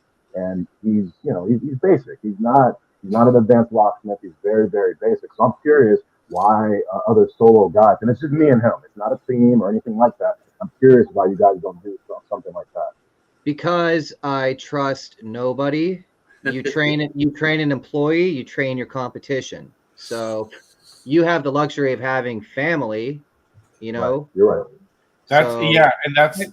That's a really good point because I'm training my girlfriend, and she's getting to the point where she can go out and run some jobs while we were in Florida the last time teaching for UHS. My girlfriend was out running jobs for me. I get some texts here and there through the day, and I do have some local competition that are also friends that won't go and try to badmouth me behind my back, steal my customers, blah, blah, blah.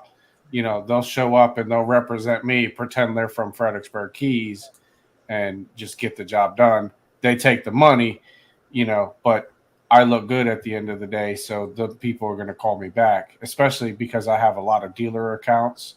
So they'll help me with my dealer accounts. But, as Jared said, it's hard. It's hard because I'm the same way. I'm very paranoid. And the minute that I just pick up some kid off the street, train him, and say, look, I'm going to get you trained. You're going to make some good money. And then when I'm on the road, okay, I trust you to run things. If I say I charge $250 for this, I know his ass is going to go out and charge $350 because he's going to put $100 extra in his pocket if he gets the job, And then next thing you know, he's like, well, shit, I just made all this money. I'm just going to take this guy's equipment, take his keys, whatever, and I'll go do shit on the side. And then it's going to be, well, I don't even need to do that anymore. Now I'm just going to run my own shit, undercut his prices because I know what he charges. And now, I'm going to take all the jobs. And then these people just disappear. Yeah. And, it's a shitty thing. You shouldn't have to think like that. You shouldn't. But it's the reality of things. It's weird, man. I mean, this is one of the cultural things that I've and I know Mike hears me say this when we're on our Saturday night beer and bullshit, but I find it fucking hilarious. This is a very American thing, is that you trust nobody.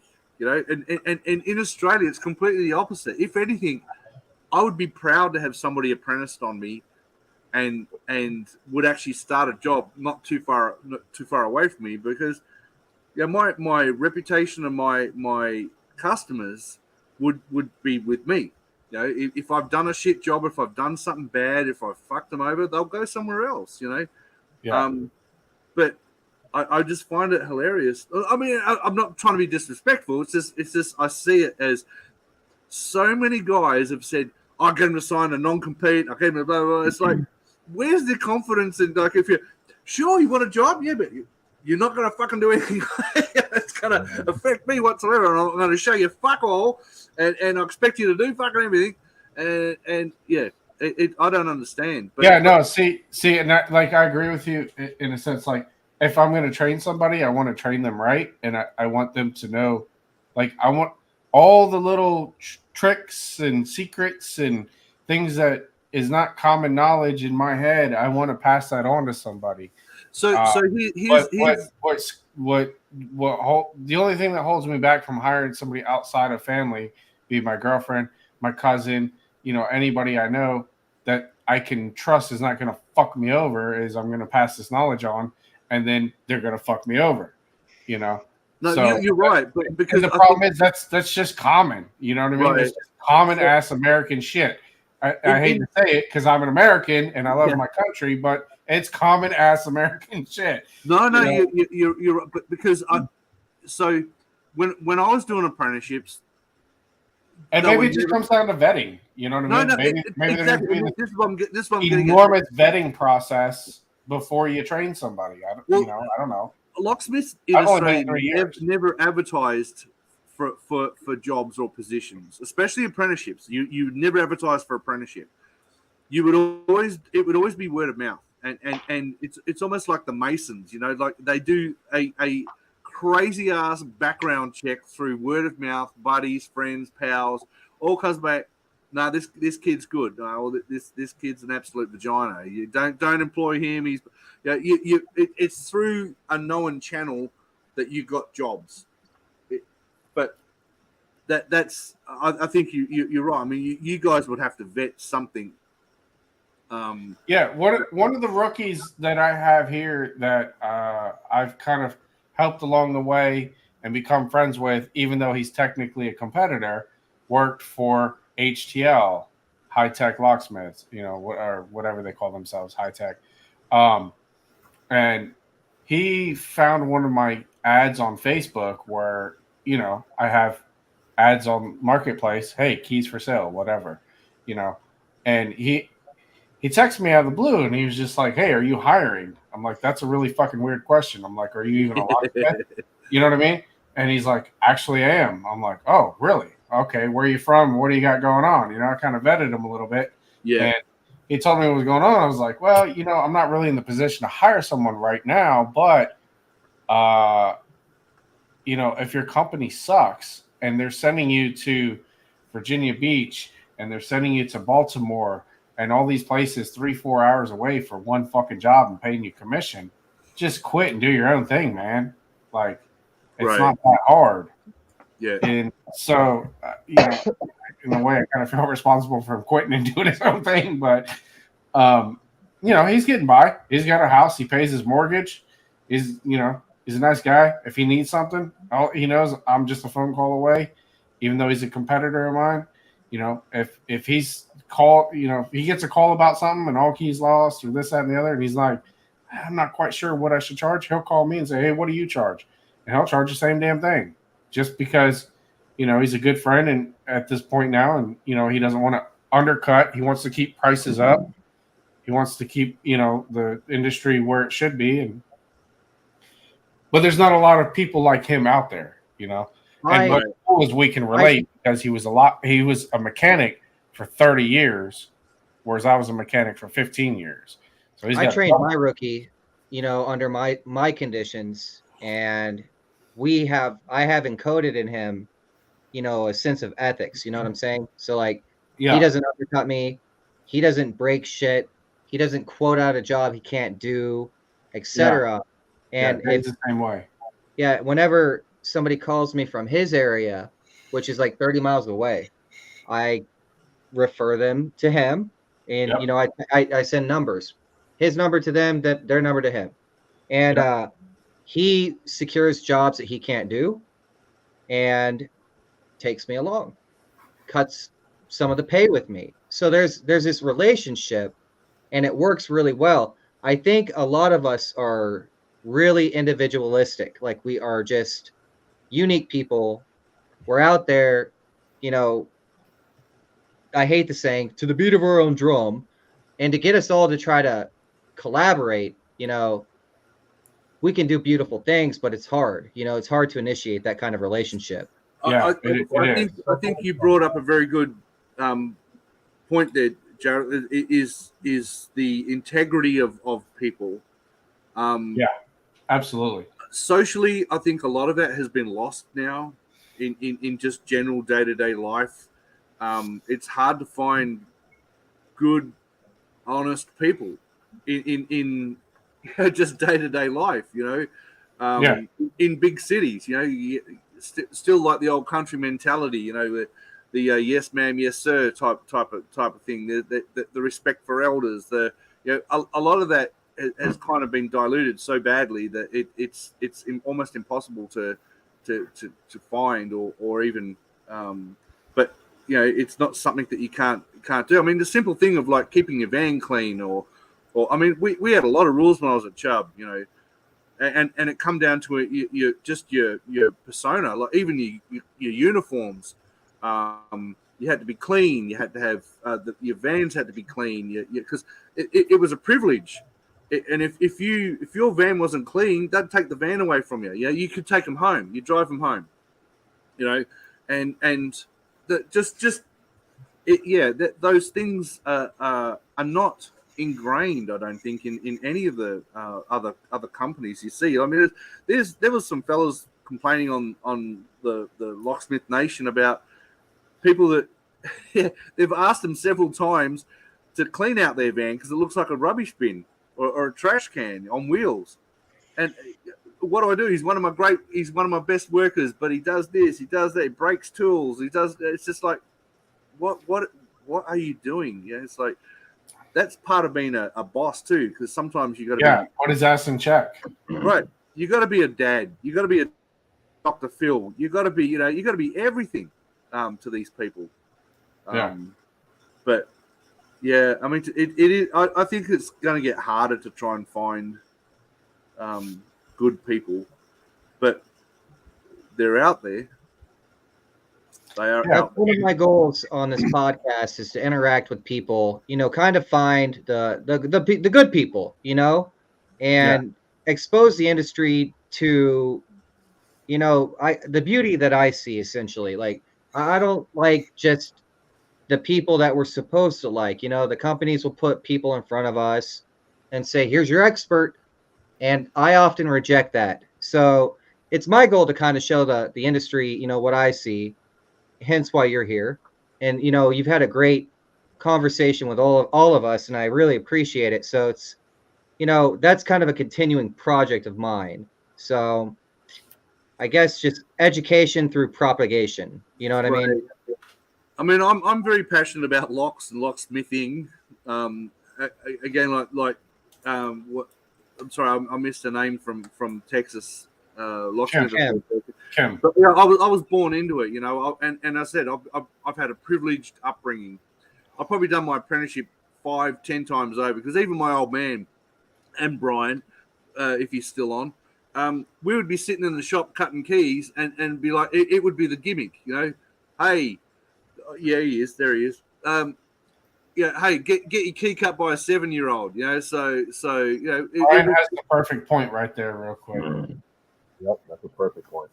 Yep, Jareth had mentioned that to me early on, and I'm the same way to this day. Actually, during this podcast, I was texting someone else to send them calls that this phone was ringing on. Yeah, I mean, you should. It's a shame, Brian. You should try and get on, but he's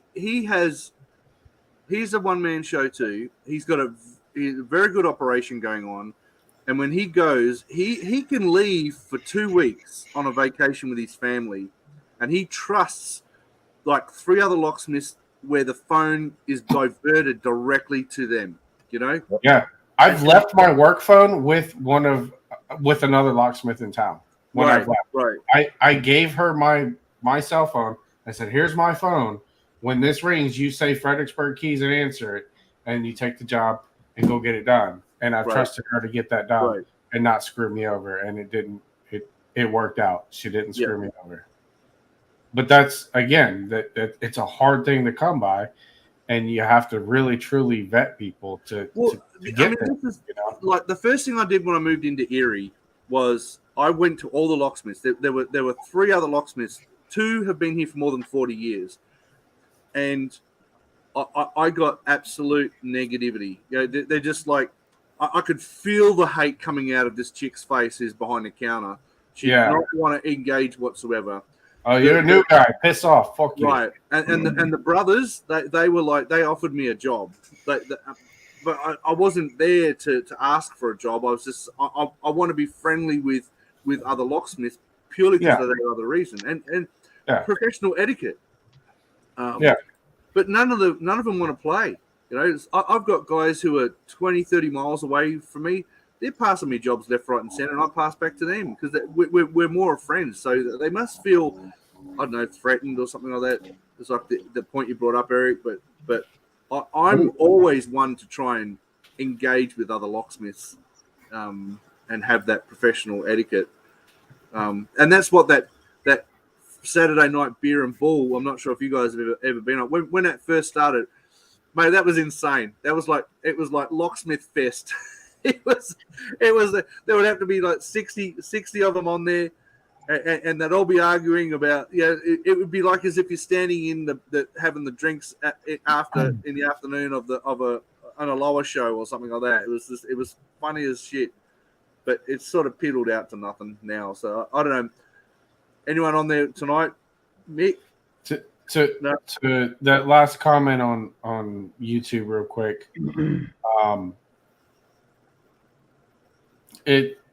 Sometimes that whole call a locksmith comment, that's bullshit. Kind of justified. I'm it's sorry. It's kind of justified. It's not always. Sometimes people have a legitimate, question of something. I mean, that's the whole. That may be a little bit harder to answer. Right. Maybe your intermediate guys may know, but honestly, I hate to say it. A lot of times, it's justified. Hey guys. I want to introduce somebody who took his wife's last name. Enter Justin. You mean not Paul? What it do, baby? Not Paul. Sorry, I'm sweaty. I was out for a walk. So what's good? Just chilling. Just finished a hard day at work. Did a bunch of keys. And now you're just out for a walk. Yeah, it's fucking. I had some gelato. I had to work that shit off and trying to slow down my locksmith evolution. It'll never happen, mate. Yeah. Absolutely. Well, gents, we are at 3 hours and 18 minutes, and I tell you what. It's 12:15 where I'm at, and I feel I must conclude this podcast. I want to go around and thank you guys all for being here, especially you, Russell Davies. I had a very good chat with you. We all did. Is there anything you want to say before we go? No, I'm out for the Locksmith Brotherhood, the Guild of Locksmithing in old-fashioned terminology. If everyone wants to look up the word guild. I think that quite possibly might be the term that we should use for the new uprising. but yeah, the Guild of Locksmithing. I'm willing to help. Anyone wants to contact, call. But yeah, I'm out for the getting it better, recognized, better training, and I'm not trying to pound my own chest saying I know all. I'm saying this as a group, as a guild of locksmiths. I just want to make it better. I agree. Alejandro, anything? No, I appreciate you for having me on, and I thank everybody on the panel for saying what they talked about today, because it's helpful for guys like me. Like I said, I'm only 6 years in, but it's really helpful hearing from Eric, hearing from you, Gareth, and hearing from guys like Russell, and hearing the bigger scope of how locksmithing can be. It is really helpful. It's really helpful. So I just want to say that. Thank you. Awesome. Driftless. Yeah, I don't have a whole lot. Really appreciate you guys' time on and off the camera. Worst thing about business owners, is I had a customer the other day. We open at 9 a.m. He says, "Gosh, I wish I had a job that started at 9." I says, "Yeah, I wish I had a job that stopped at 5." But it doesn't. So when I know I'm sitting at 12:20 here at night, so really appreciate everyone, especially who can sink the hours in. There's a lot of people in this industry who aren't willing to do that. Right on.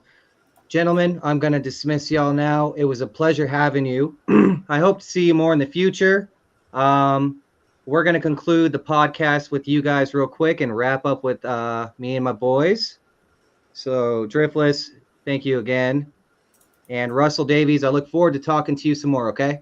Yes, sir. Absolutely. All right. Peace out. It was Thank a lot you. of fun. Thanks.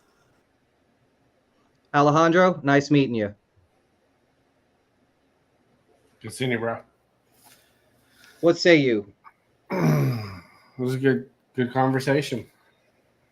I'm about ready for bed. How about you, Paul? You have a newborn to deal with. Yeah. Yeah. See, I had to bite my tongue a few times. I know he's not politically aligned with me. I can tell. Yeah. But he's a nice guy. Well, I mean, it's all about exchanging ideas, trying to solve problems, or coming up at least with maybe a creative solution, so the best way to get the ideas out is to put them out. And I think we're doing a pretty damn good job of that. So I think if there's one really good point was when I had to step off for a second, but I could still hear, was he said that, if you get 20 locksmiths, you get 120 opinions, but we can all come to a general consensus. And I think that's pretty true.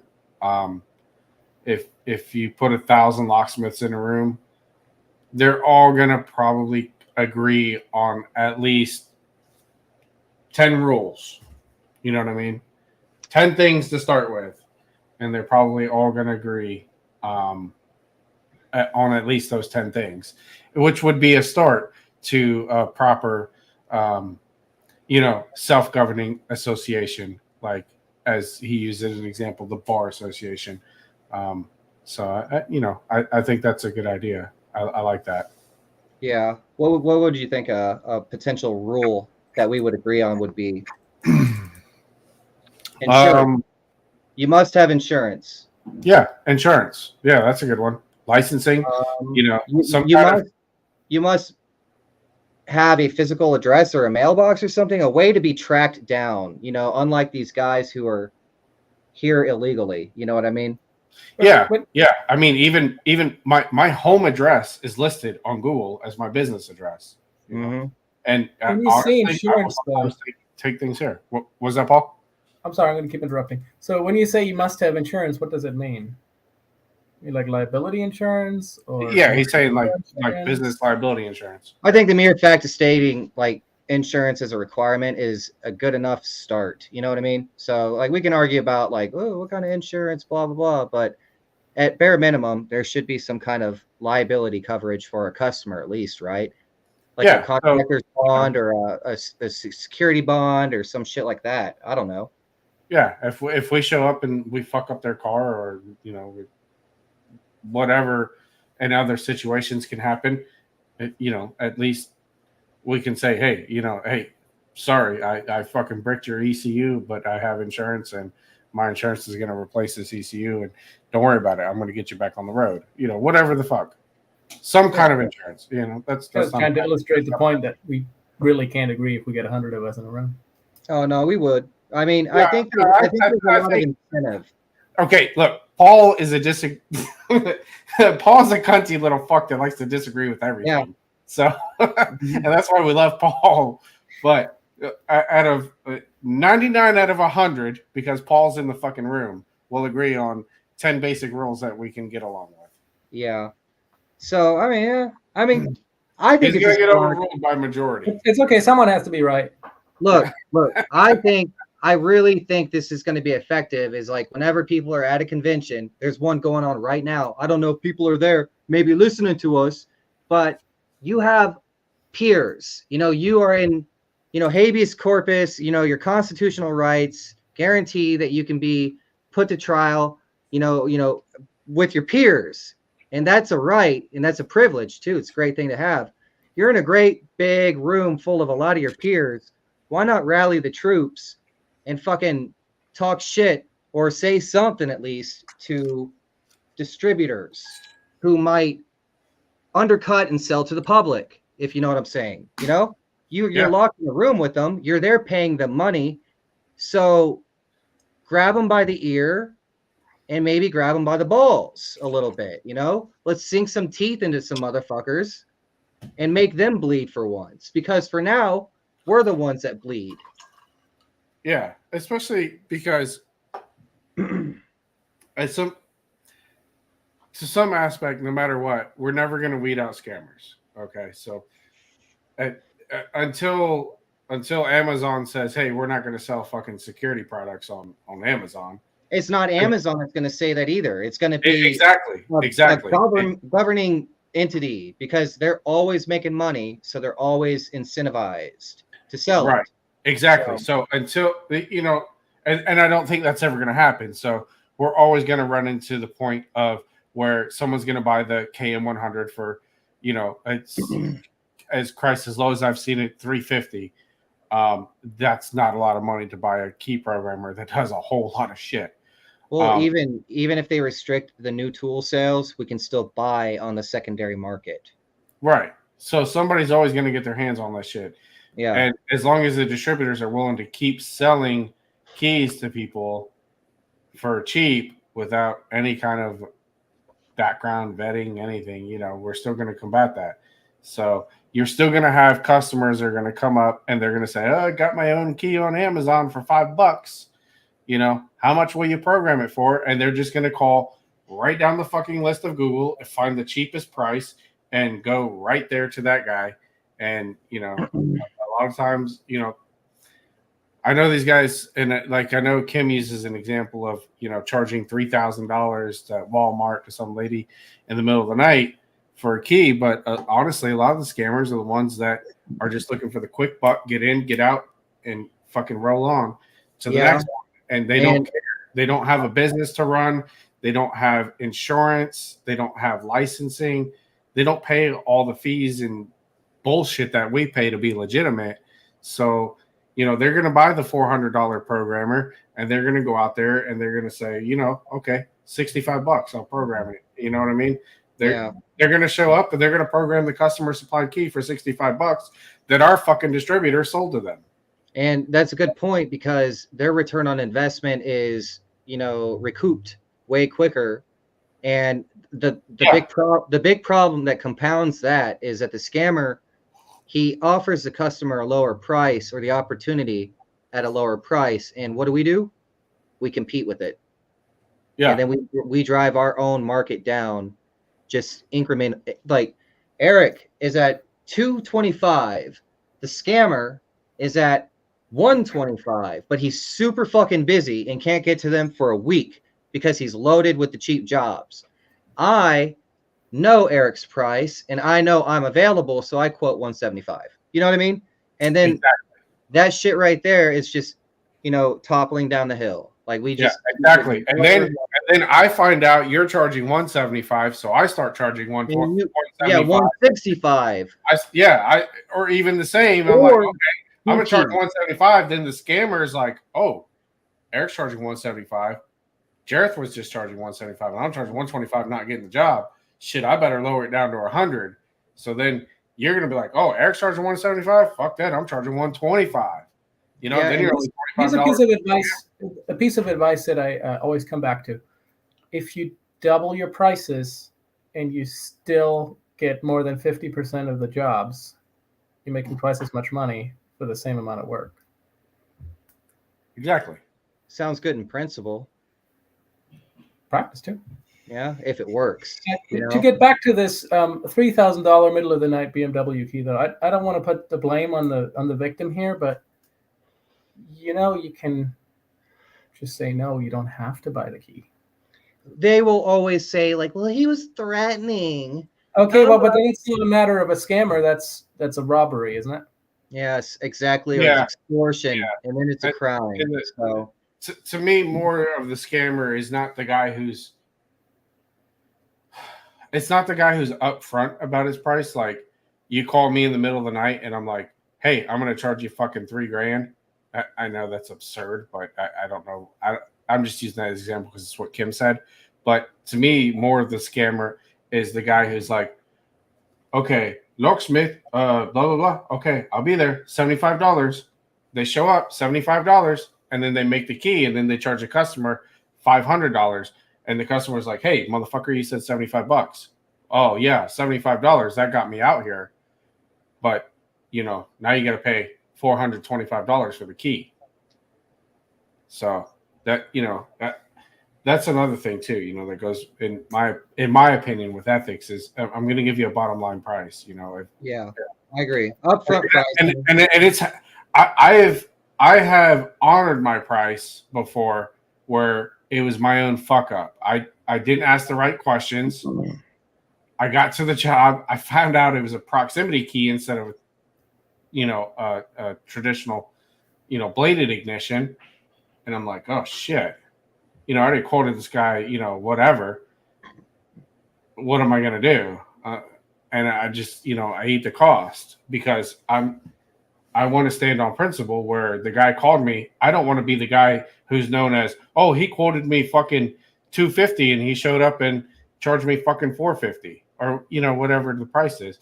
I don't want to be the guy that just raises the price just because I get there and I'm like, oh yeah, sorry, you have different key. That's my fault for not asking. I should have said, do you push start your car with a button on the dash or do you put a key in there and turn it?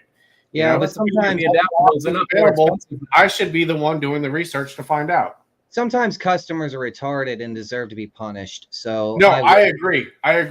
Because I've had that happen before too, where I will ask them the very basic, very specific questions. Do you push a button or do you twist the key? Oh, I got to put the key in and turn it.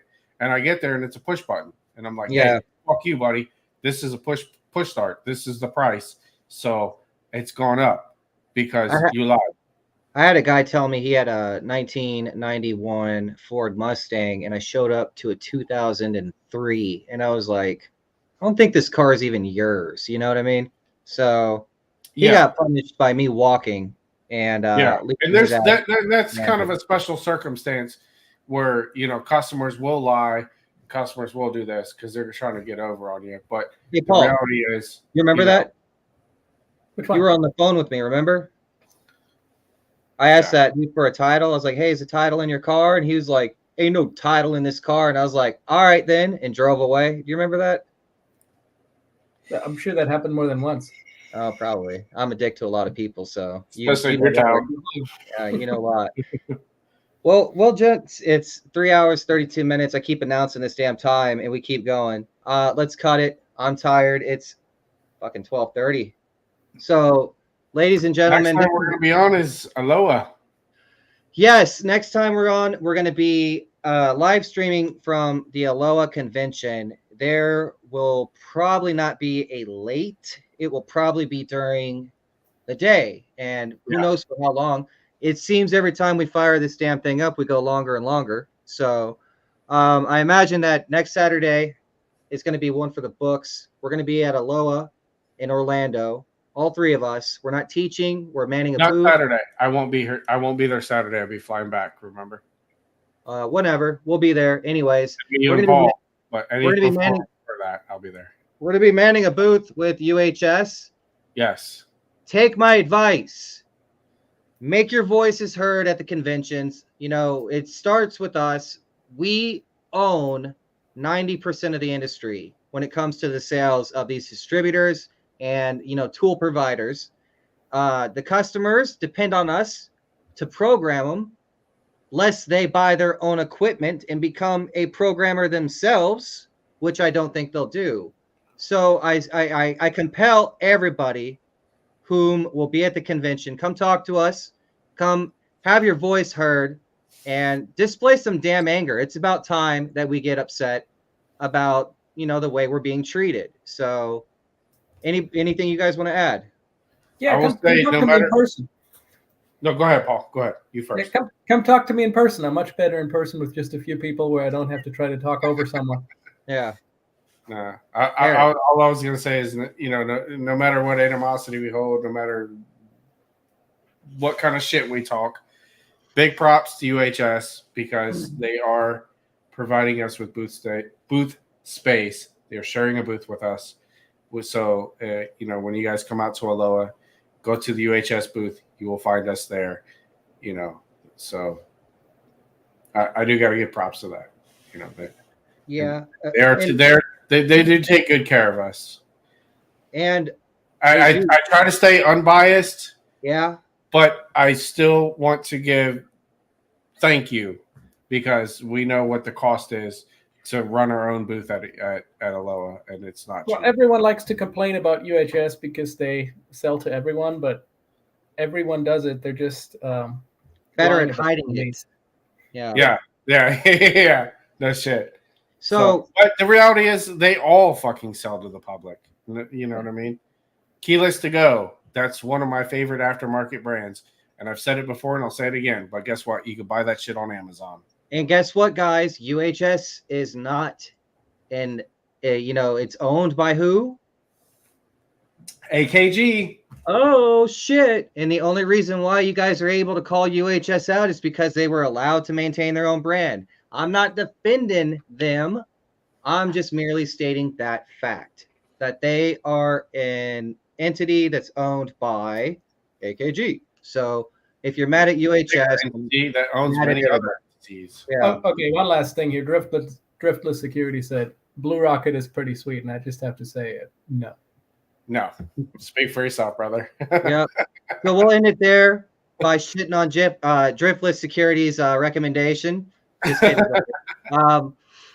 I'm Derek Garza with the Locksmith Academy. Who are you, Paul? I'm Paul Van Neville, also with the Locksmith Academy. And Eric Detweiler with the Locksmith Academy. Join us next Saturday for a special event and probably one of the best that we'll have for a while. Truly excited. I appreciated everybody who commented and interacted. Special thanks to Russell Davies, Driftless Security, and Alejandro and Kim for joining us for this. And Justin for joining us for this experimental podcast. Until next time, we'll see you around.